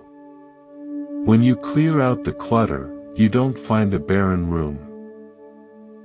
You find a spacious, luminous awareness that was there all along, hidden beneath the piles. This awareness is not empty, it is full of potential, intelligence, and a quiet, inherent contentment. Your drive doesn't disappear, it transforms from a frantic, fear-based scrambling into a calm, purposeful flow. Your identity doesn't vanish, it softens from a rigid, defended fortress into a fluid, authentic expression that can adapt and grow. Consider the physics of a vessel. A cup is only useful because of its empty space. A heart can only pump blood because its chambers fill and then empty completely. A lung is only life-giving because it can exhale fully. The void is not the enemy, it is the necessary condition for receiving what comes next. Your willingness to be empty of preconceptions, of old grudges, of compulsive thinking, is what makes you receptive to insight, to love, to new possibilities. Let's address these obstacles with a story from an entirely different domain, the restoration of classic film. In the vaults of old film archives, reels of priceless movies often suffer from vinegar syndrome, a chemical decay that causes the film to become brittle, shrink, and give off a sour odor. If left untouched, it destroys the film completely. The restoration process is incredibly delicate. It does not involve adding new images. It involves a painstaking process of letting go. The film is carefully cleaned, frame by frame, to remove dirt, mold, and chemical residue. Scratches are digitally minimized. The goal is to remove everything that is not the original film, all the accumulated damage of time, to reveal the clear, vibrant image that was always there, buried beneath the decay. The restorers are not passive, they are engaged in the most active, precise form of preservation through subtraction. They are not afraid of the void of a clean frame. They know it holds the true picture. Your practice is restoration.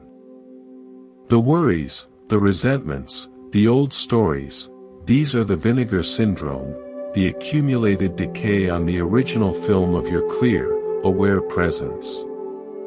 The work is not to create a new you, but to gently, patiently clean away what is not you, revealing the vibrant, unharmed being that has always been there. Here are practical ways to work with these obstacles.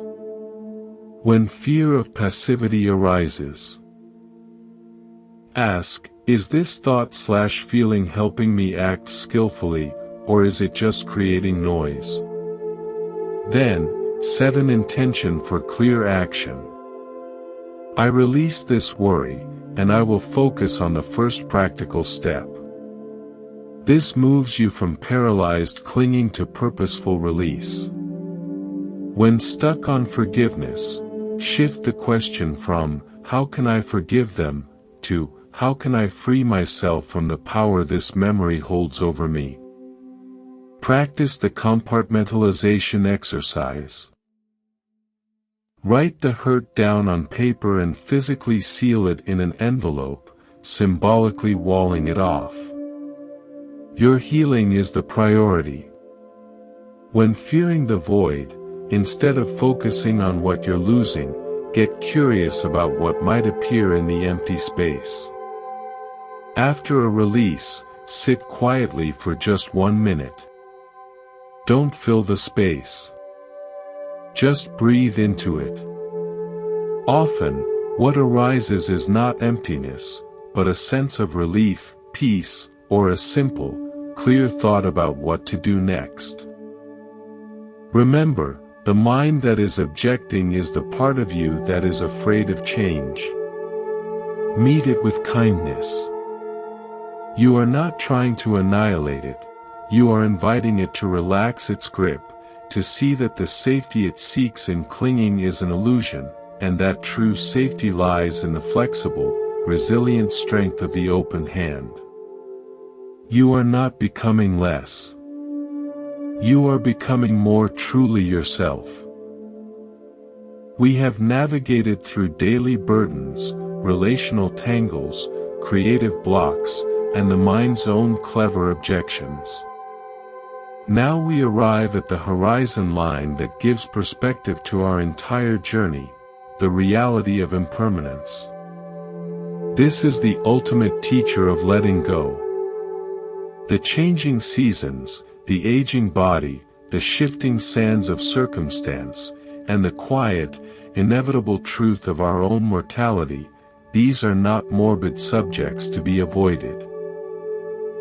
They are the very ground upon which the practice of release finds its deepest meaning and most profound peace.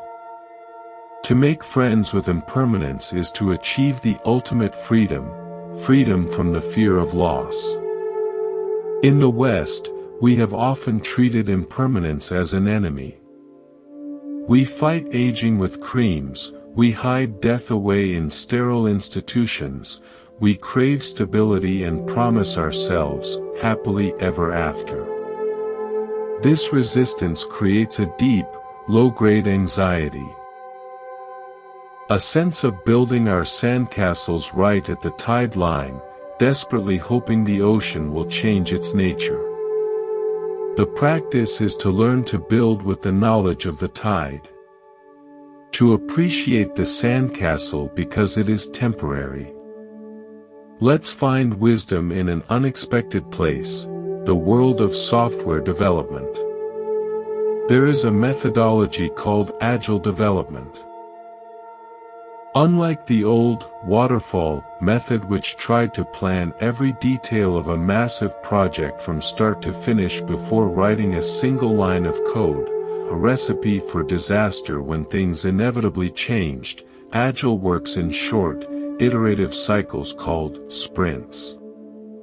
A team builds a small, functional piece, tests it, gets feedback, and then adapts. They hold their plans lightly. They expect change. The core principle is embracing change over following a plan.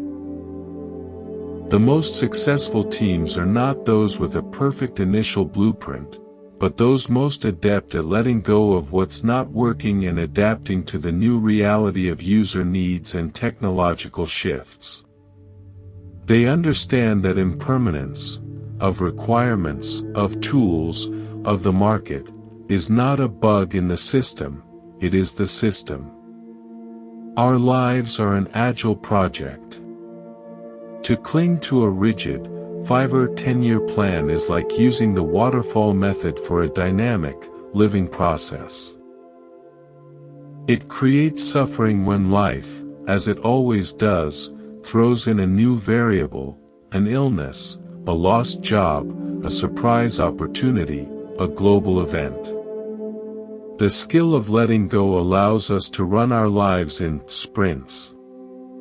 To assess what is true now, to build the next piece of our life with presence and care, to receive feedback from our experience, and to adapt with grace, releasing what no longer serves the evolving project of a meaningful life. Now, let's bring this to the most personal level. The aging body. We can view aging as a slow, inevitable betrayal, a series of losses to be resisted with every fiber of our being. Or, we can practice what I call sacred subtraction. In many indigenous wisdom traditions, elders are not seen as diminished, but as distilled. Their physical prowess may wane, but their essence, their wisdom, their stories, their perspective, becomes more concentrated, more potent.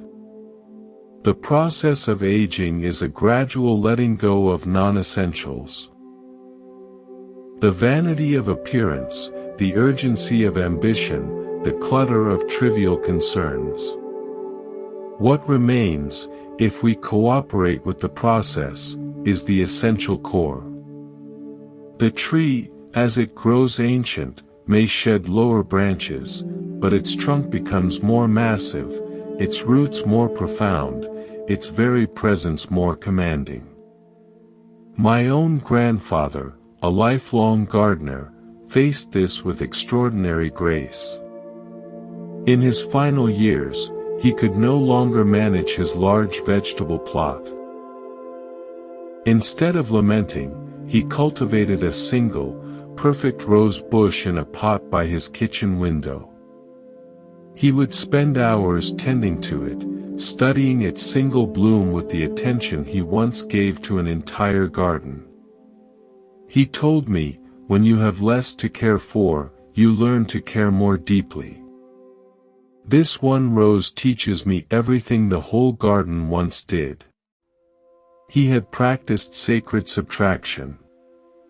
He let go of the scale, and in doing so, deepened the quality of his attention and love.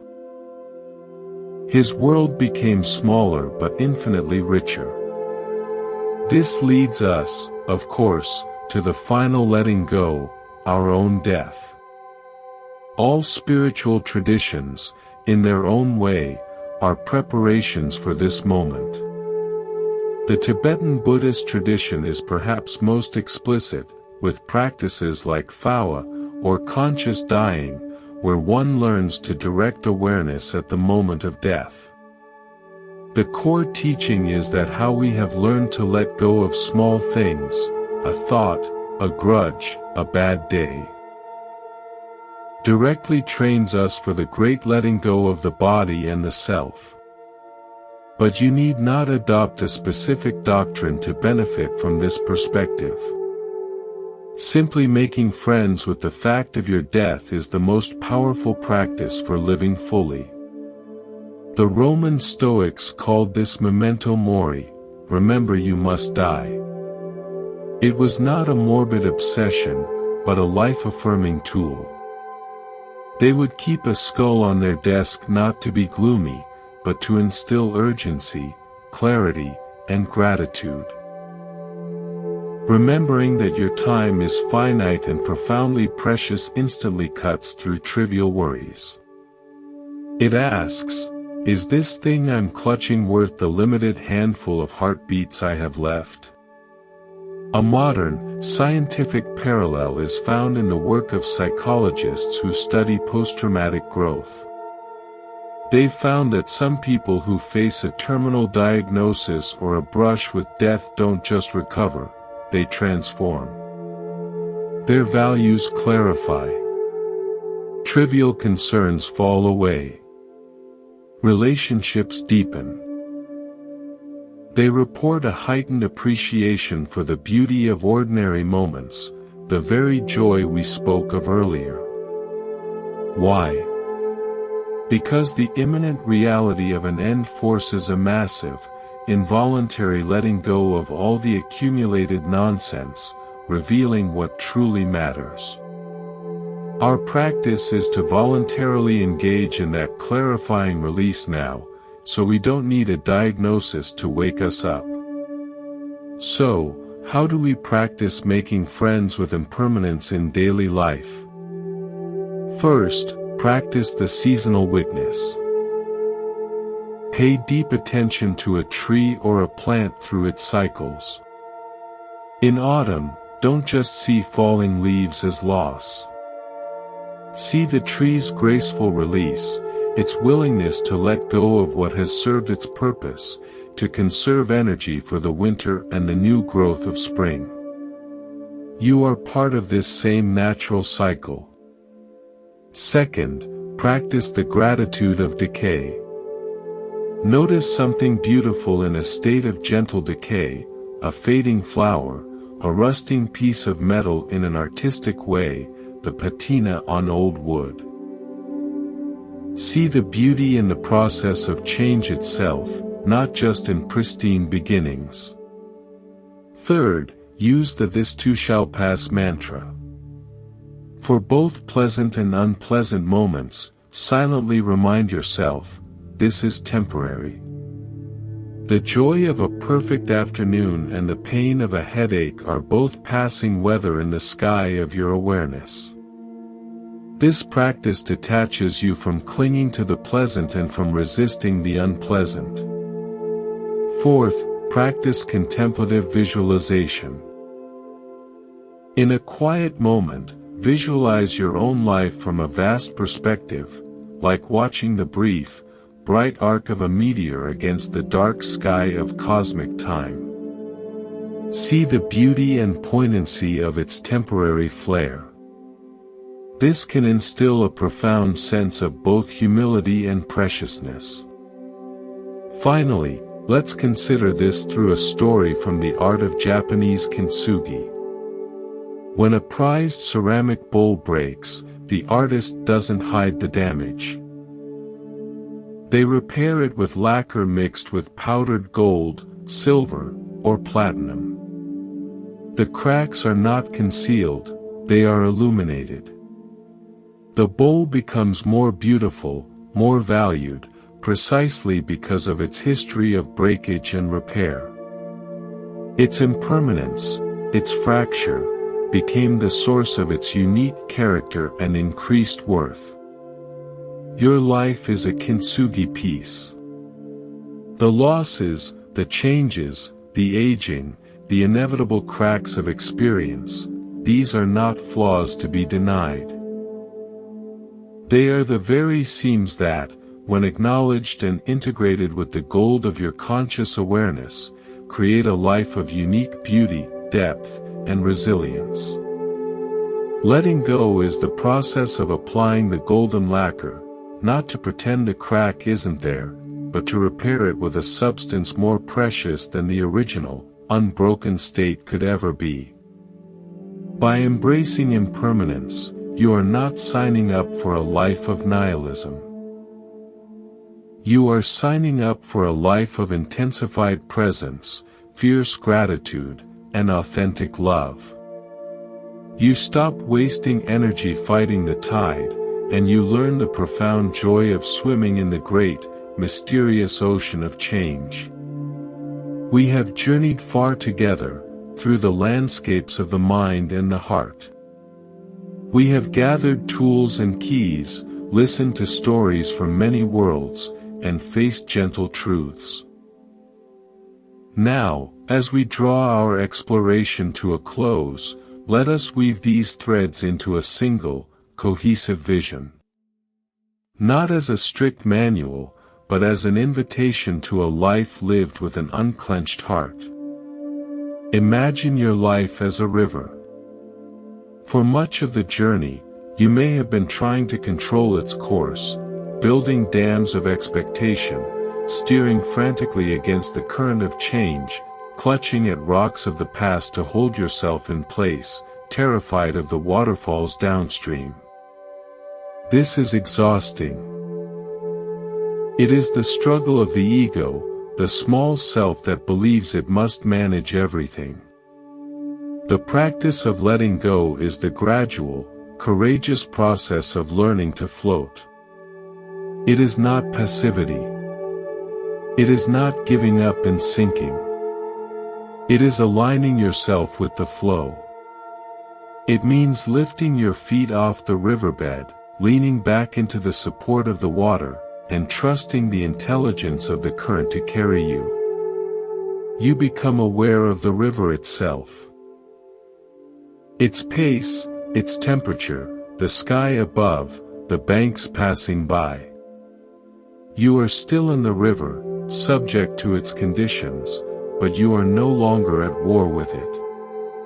You are in a state of dynamic, peaceful participation. This is the integrated practice. The 4 keys we've explored are the skills of the skilled floater. Conscious release is lifting your feet off the rocky bottom. Acceptance is feeling the water's temperature without wishing it were warmer. Generous detachment is enjoying the scenery without needing to own it. The non-accumulating mind is letting each bend in the river reveal itself anew, without comparing it to the last. Living this way does not mean a life without pain, challenge, or effort. The river has rapids and quiet pools, cold stretches and warm eddies. But your relationship to the journey transforms. The rapids become a thrilling engagement, not a terror. The quiet pools become moments of deep rest, not boredom. You understand you are part of a movement much larger than yourself. So, what does a day, a week, a life, look like when woven with this understanding? It looks like lightness in engagement. You commit to your work, your relationships, your passions fully, but with an open hand. You care deeply, but you cease to carry the impossible burden of needing to control all outcomes. Your love becomes a source of strength, not depletion, because it is offered freely, like sunlight. It looks like resilience through release. When hardship strikes, as it will, you have a practiced pathway. You feel the shock, the pain, the fear. But instead of solidifying into a statue of suffering, you know to breathe, to create space, to ask, what can I release here? What reality must I accept? What is my next, small, kind action? You bend like a willow in the storm, because you are not rigidly clinging to a version of how the weather should be. It looks like clarity from emptiness. Because you are regularly clearing the clutter of unnecessary thought and expired emotion, your inner mirror stays relatively clean. You see yourself, others, and situations with less distortion. Decisions arise from a place of intuitive wisdom, not from the noisy committee of fear and desire. You become a clearer channel for your own unique gifts. And ultimately, it looks like joy as a homecoming. That quiet, background joy we spoke of becomes less of a fleeting visitor and more of a settled state. It is the joy of the unburdened heart, the joy of presence. It is found in the taste of food, the warmth of a blanket, the silent understanding in a friend's eyes, the simple miracle of breath. This joy is not manufactured by achievement, it is uncovered by the constant, gentle practice of putting down what blocks it. Before we end, let's perform one last, integrative practice together. This is a meditation of completion and opening. Find a comfortable position. Let your body be supported. Gently close your eyes if you wish. First, the completion. Bring to mind the journey we've shared. Not the details, but the feeling. The feeling of recognizing a burden. The feeling of setting something down. The relief of acceptance. The freedom of giving without a hook. The spaciousness of a quiet mind. Let gratitude arise for your own willingness to explore, to listen, to be here. With each exhale, imagine completing this journey. Let it settle into the past, a beautiful memory. Release it. It has done its work. Now, the opening. Bring your full awareness to this present moment. Feel the air entering and leaving your body. Hear the sounds around you, near and far. Feel the points of contact where your body meets the world. This is the only moment that exists. This is the river you are floating in right now. In this open space, ask your heart a silent question. What is one small, gentle way I can practice living with an unclenched hand tomorrow? Don't force an answer. Just ask, and listen. It might be, I will pause and breathe before reacting in frustration. I will do one task as an offering, without seeking praise. I will notice when I'm telling an old story about myself and choose to set it down. I will spend 5 minutes in nature, just listening, without commentary. Whatever arises, receive it as a gentle suggestion from your deepest wisdom. This is your intention for the next leg of your journey. Hold it lightly. Now, imagine yourself not at the end of a path, but at a trailhead. Behind you is the ground we've covered. Before you is a forest path, dappled with light, leading into the mystery of your own continuing life. You are not leaving with a heavy backpack of new teachings. You are leaving with a lighter step, a more open hand, and a few simple, trusted tools on your belt. The practice does not end here. It begins here, anew, in every moment. When you find yourself clutching, you will remember you can open your hand. When you find yourself resisting, you will remember you can soften into acceptance. This is not a transformation that happens once. It is a loving orientation you choose, again and again. You have carried enough. You have carried it long enough. The world does not need you to be heavier. It needs you to be lighter. It needs your clarity, your compassion, your unburdened joy. Your practice of letting go, of finding peace, is not a retreat from the world. It is the greatest gift you can offer it. A healed person is a healing presence. Thank you for allowing me to be your guide on this part of the path. Thank you for your courage, your attention, your gentle heart. This is Monk's Temple. May you walk through your days with lightness, meet each moment with grace, and rest each night in the profound peace of the unclenched hand. Sleep well, and be free. We are entering the final movement of our journey together. Having gathered our tools and insights, the question now becomes one of integration. How do we move from understanding to living? How do we weave these threads of release into the daily fabric of our existence, so they become not a separate practice, but the very texture of our being?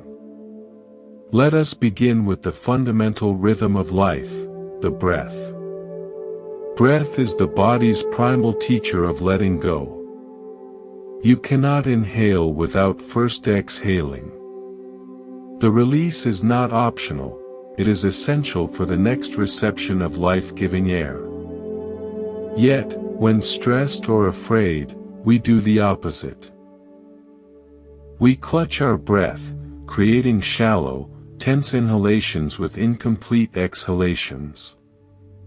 We literally embody the act of clinging. Our first and most constant practice is to relearn the completeness of the exhale.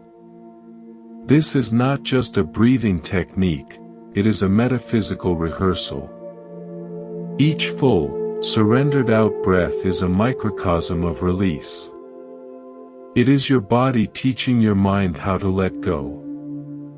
Find your breath now. Don't force it. Just notice it. Feel the gentle rise of the inhalation. And then, as you exhale, consciously let it go all the way.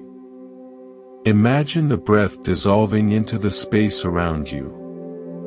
Let there be a moment of empty pause at the bottom of the exhale, a natural stillness, before the next breath arises on its own. Practice this 3 times, inhale naturally, and exhale with a sense of full, complete release.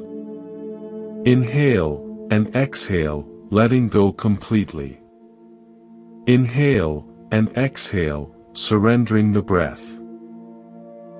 In that tiny pause after the exhale, you touch the space of the non-accumulating mind. You touch acceptance. You experience a moment free from grasping. This is your anchor. You can return to this completeness of release 10,000 times a day. Now, let's expand this principle into the structure of your day through intentional thresholds. A threshold is a transitional moment, waking up, walking through a door, starting your car, sitting down at your desk, picking up your phone. These moments are usually unconscious, rushed, cluttered with mental carryover. We can sanctify them as moments of conscious release. The threshold practice: choose one threshold you cross daily, perhaps the doorway of your home when you return from work. As you reach for the handle, pause. Take one conscious, complete breath. As you exhale, mentally and emotionally release everything from the world outside that does not need to cross this threshold with you. The work worries, the traffic stress, the mental to-do list. Imagine leaving it in a small box on the porch. Then, cross the threshold into your home with a clearer, more present awareness. You are not denying your responsibilities, you are creating a sacred separation between different realms of your life, preventing the accumulation of one realm's energy from spilling into and poisoning another. This is the practice of the Norwegian fisherman emptying his boat, applied to your own psyche.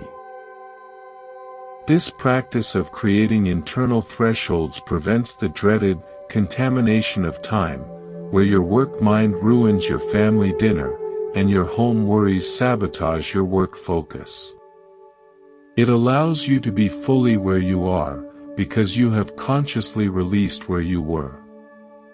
Let's embody this with a story from a different kind of craft, glassblowing. On the island of Murano, Italy, master glassblowers work with a material that is the essence of flow and release. The artist gathers a molten gather of glass on the end of a blowpipe. To shape it, they must constantly keep the pipe turning.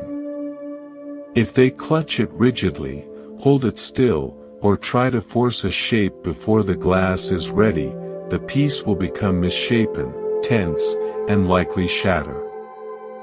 The artist must maintain a fluid, constant motion, a partnership with gravity and heat.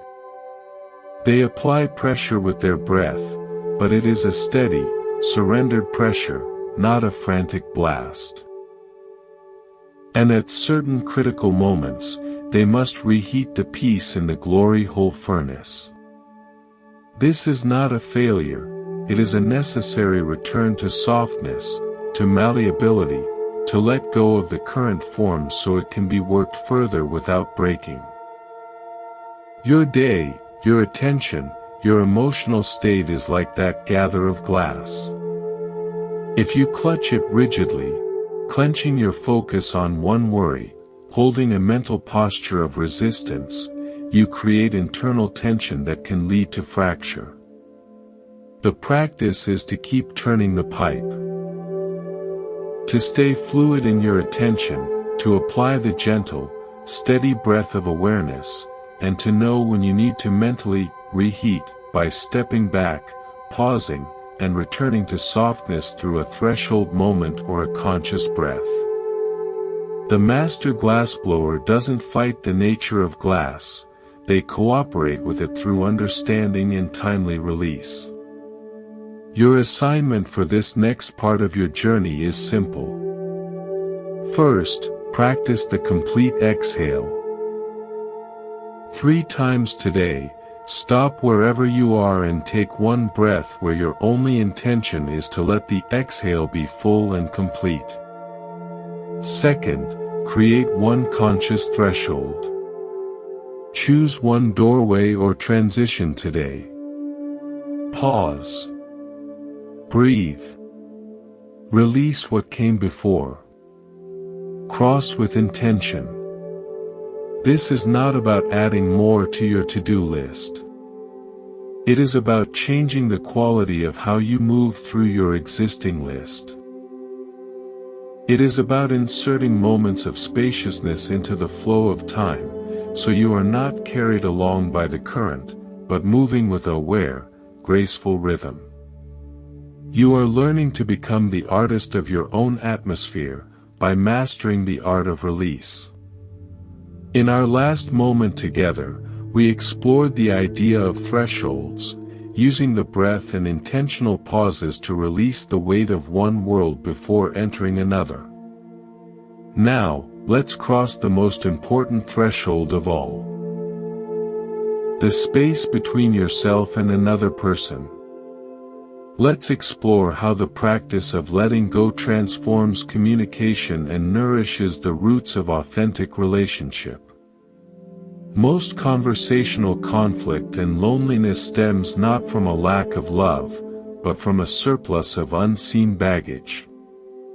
We enter conversations carrying our invisible backpacks.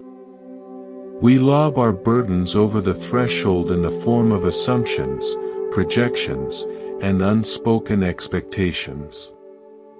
We listen not to understand, but to reload. To find the flaw in their argument or the evidence for our own story. This is communication as a transaction of burdens, and it leaves everyone feeling heavier. The alternative is conversation as an offering of space. This begins with a profound inner release before a single word is spoken. It is the application of our third key, generous detachment, to the act of listening.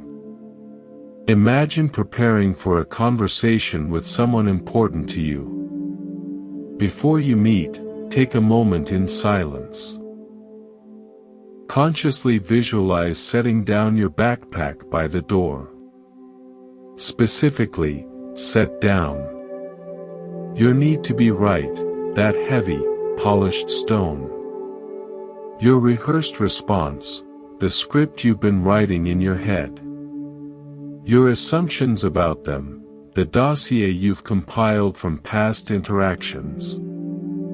Your desired outcome, the specific ending you have already written for this interaction. Enter the space carrying only your open attention and your genuine curiosity. You are not there to win, to fix, or to archive. You are there to witness, to understand, and to connect. This empty-handed presence is the greatest gift you can offer another human being. This is embodied in the listening posture of hitorigami, a concept I learned from a Japanese diplomacy trainer. It translates roughly to one-person paper. In sensitive negotiations, each party is encouraged to mentally become a blank sheet of paper when the other speaks. Any pre-written text. Your arguments, your grievances, your fears, must be imaginatively wiped clean. You allow the other person's words to write themselves on your blank page without your own commentary scribbling in the margins. Only after they have finished, and you have reflected their meaning back to their satisfaction, do you then pick up your own pen to write your response. This is discipline of the non-accumulating mind applied in real time to dialogue. It prevents the accumulation of misunderstanding.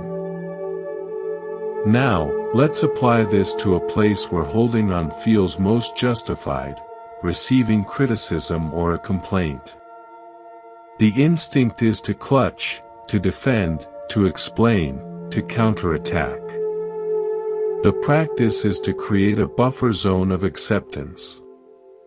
When hard words come, your first internal task is not to agree or disagree, but to fully receive them without immediately layering on your defense. This is the alchemy of acceptance in communication.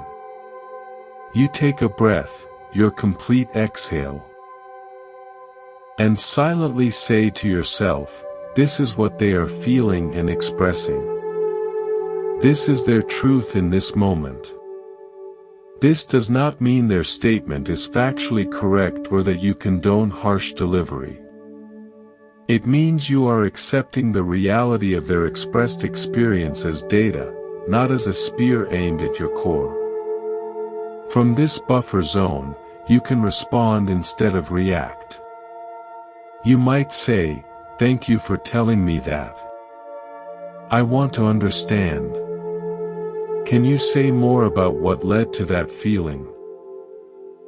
This response, born from a moment of inner release, de-escalates conflict 90% of the time. It transforms a battle into an exploration. The ultimate test, and greatest gift, is applying this to love itself. We often love with a clutching heart. We love with conditions. I will love you if you make me feel secure, if you meet my needs, if you stay as I know you. This is love as a transaction, and it is fragile. The love that emerges from letting go is sanctuary love. It is love that creates a safe, spacious sanctuary for the other person to exist exactly as they are in this moment. It says, I release my project of improving you. I release my need for you to be different to make me comfortable. I offer my presence as a harbor, not a molding press. This does not mean you tolerate abuse or neglect. Boundaries are the walls of the sanctuary. They are clear and firm. But within those walls, the atmosphere is one of acceptance, not expectation. This love is freeing for both people. It is the love described by the poet Khalil Gibran. Let there be spaces in your togetherness. Fill each other's cup but drink not from one cup. Stand together yet not too near together, for the pillars of the temple stand apart, and the oak tree and the cypress grow not in each other's shadow. To cultivate this, practice the silent blessing. When you find yourself frustrated with or worried about someone you love, pause. Instead of cycling through critical or anxious thoughts, silently offer them a simple blessing from a place of detachment. May you be at peace. May you find your way. May you be free from suffering. You are not responsible for their path. You are releasing your anxious grip on their journey, while holding them in a field of unconditional goodwill. This small mental action releases you from the burden of their choices and cleanses your connection of the sticky residue of control.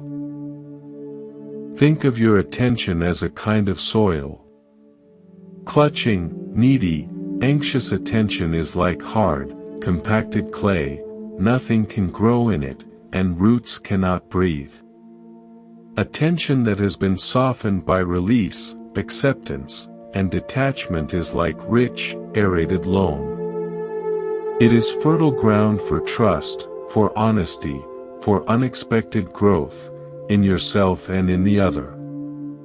So today, choose one conversation to approach as an offering of space.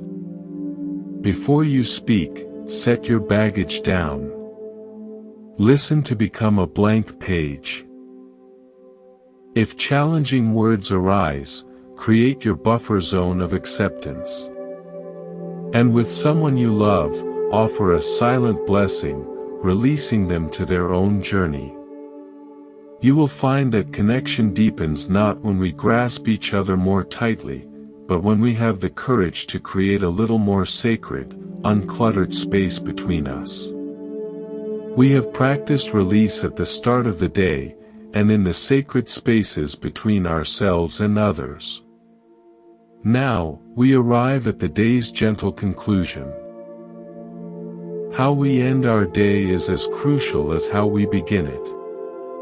For many, nightfall is not a release but a collapse, a sinking into bed while the mind continues to race, clutching the frayed threads of unfinished tasks, unresolved tensions, and anxieties about tomorrow. We carry the day into our sleep, and wonder why we wake still tired. Tonight, we learn the art of the evening unraveling. Sleep is the body's ultimate, non-negotiable letting go. Consciousness releases its grip on the waking world. But the mind often resists this surrender. Our practice is to consciously cooperate with this natural process, to become a gracious host to the night, rather than a beleaguered refugee fleeing the day. Begin by reframing the evening. See it not as the time when your energy fails, but as a ritual of return. You are returning from the external world of action and interaction to the internal world of stillness and dreams. Just as you would wipe your feet before entering a clean house, you must symbolically clean the residue of the day from your psyche before entering the sanctuary of night. Let's create a simple three-part practice: the review, the return, the release. First, the review. This is not a replay or a judgment session. It is a compassionate witnessing. Find a quiet few minutes before bed. Ask yourself two simple questions. What did I receive today? A kindness, a lesson, a challenge, a moment of beauty. And what did I give today? Your attention, your effort, your patience, your love. Just note these things. Don't analyze or grade them. This review frames the day as a flow of energy, receiving and giving, rather than a checklist of successes and failures. It engages the mindset of generous detachment. Second, the return. This is where you gather your scattered awareness back into the safe harbor of your body and this present moment. Lie down or sit comfortably. Close your eyes. Take 3 of our complete, releasing breaths. Then, perform a gentle body scan of gratitude. Starting at the crown of your head, bring soft attention to each part of your body. Not to fix anything, but simply to thank it. Thank you, feet, for carrying me today. Thank you, hands, for all you held and made. Thank you, eyes, for taking in the light. Thank you, heart, for beating without my asking. Move slowly to your core, your back, your shoulders. This practice returns your identity from the scattered thoughts of the day to the unified, living reality of your physical being. It is an act of profound homecoming and acceptance. Third, the release. Now, visualize the day itself. See it as a finished tapestry, a complete roll of film. Acknowledge it. This day is done. Its story is written. Then, in your mind's eye, see yourself gently placing this tapestry or film reel into a beautifully carved wooden chest at the foot of your bed. Close the lid. This chest holds all your completed days. You are not throwing this day away, you are archiving it, with respect, as a finished chapter. Its burdens, its joys, its tasks are now inert history. They have no claim on the present moment of rest. This is the conscious release. For a mind that struggles with persistent worries, employ a technique inspired by the worry delay strategy used in cognitive behavioral therapy. If a specific, repetitive worry arises as you try to sleep, speak to it kindly but firmly. Say in your mind, I hear you. You are a concern about tomorrow's meeting. That is important. I have set aside time to address you tomorrow at 9 a.m. Right now, it is time for rest. I am letting you go until our appointed time. Then, consciously return to the feeling of your breath or the gratitude in your body. You are not suppressing the thought. You are setting a boundary and scheduling it, which satisfies the mind's need to feel responsible, while freeing it to rest. Let's deepen this with a metaphor from astronomy, the dark sky preserve. In certain remote locations, laws protect the night sky from artificial light pollution, allowing the stars and the Milky Way to be seen in their breathtaking, natural glory. Your mind, as you prepare for sleep, needs to become a dark sky preserve. The worries, the plans, the mental chatter. These are the light pollution. They drown out the subtle, nourishing light of the cosmos and your own deep intuition. The evening unraveling is the process of turning off these blinding, artificial lights one by one, the lamp of anxiety, the spotlight of regret, the neon sign of tomorrow's agenda, so that the ancient, quiet stars of peace, insight, and restorative darkness can become visible. What you may discover in this preserved darkness is not emptiness, but a different kind of fullness. The fullness of silence, the spaciousness of non-doing, the deep intelligence of the dreaming mind. This is where true restoration happens, where the psychic wounds of the day are knit back together without your conscious effort. So tonight, and every night, give yourself this gift. Perform your review, your return, your release. Turn your mind into a dark sky preserve. Do not just fall into sleep exhausted. Descend into it intentionally, as one would step into a deep, warm, and cleansing bath, washing the dust of the day away. You are learning to close the book of the day with tenderness, and to greet the blank page of the night with trust. We have journeyed from the first conscious breath of morning to the intentional surrender of night.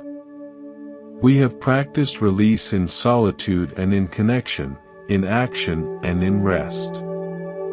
Now, we stand at the trailhead, not at a destination. The path of the unclenched hand is not a finite course with a graduation certificate. It is a lifelong orientation, a gentle way of walking through the world. So let us conclude not with an ending, but with a synthesis, a vision of what this way of being makes possible. Imagine your life as a vast, windswept plain. For years, perhaps, you have been building a complex structure in the middle of this plain. A fortress made of your accomplishments, your identities, your carefully managed relationships, your defended opinions. You have stocked it with supplies of certainty and barricaded it against the winds of change. This fortress feels like safety. But it also requires constant maintenance. You are its architect, builder, guard, and prisoner. The wind never stops blowing. It is the wind of impermanence, of other people's free will, of life's inherent unpredictability. So you are forever repairing walls, feeling the strain of holding it all together. This is the life of clinging. The practice of letting go is the gradual, courageous process of stepping out of the fortress. It is walking out onto the open plain. At first, it feels terrifying. Exposed. Where is the safety? Where is my identity? But as you stand there, you begin to feel the wind not as a threat, but as a caress. You see the horizon, vast and beautiful. You realize you are not a stationary structure to be defended, but a living, breathing part of the plain itself. The wind moves through you. You are in it, and of it. Your safety is no longer in rigid walls, but in your adaptability, in your connection to the earth beneath your feet, in your ability to bend and move with the gales. You are free. This is the life of release. This freedom expresses itself in subtle, powerful ways. It is the lightness of, I don't know. You release the burden of needing to have an immediate opinion, a fixed answer, or a definitive judgment about everything and everyone. You can rest in curiosity, in inquiry. This makes you wiser and far more pleasant to be around. It is the resilience of, this is what's here. When difficulty arises, your first response is not, why is this happening to me, but a clear-eyed assessment of reality. From that acceptance, effective, compassionate action flows naturally, unclouded by the fog of resistance. It is the generosity of, this is for you. You find joy in giving, a compliment, your time, your skills, without the silent ledger. Your relationships become cleaner, brighter, defined by mutual freedom rather than mutual obligation. It is the clarity of the clear lake. Your mind, less cluttered with old storms, reflects reality more accurately. You see yourself, others, and situations with less distortion, which leads to wiser choices and a more peaceful heart. This is not a state of perfection. You will forget.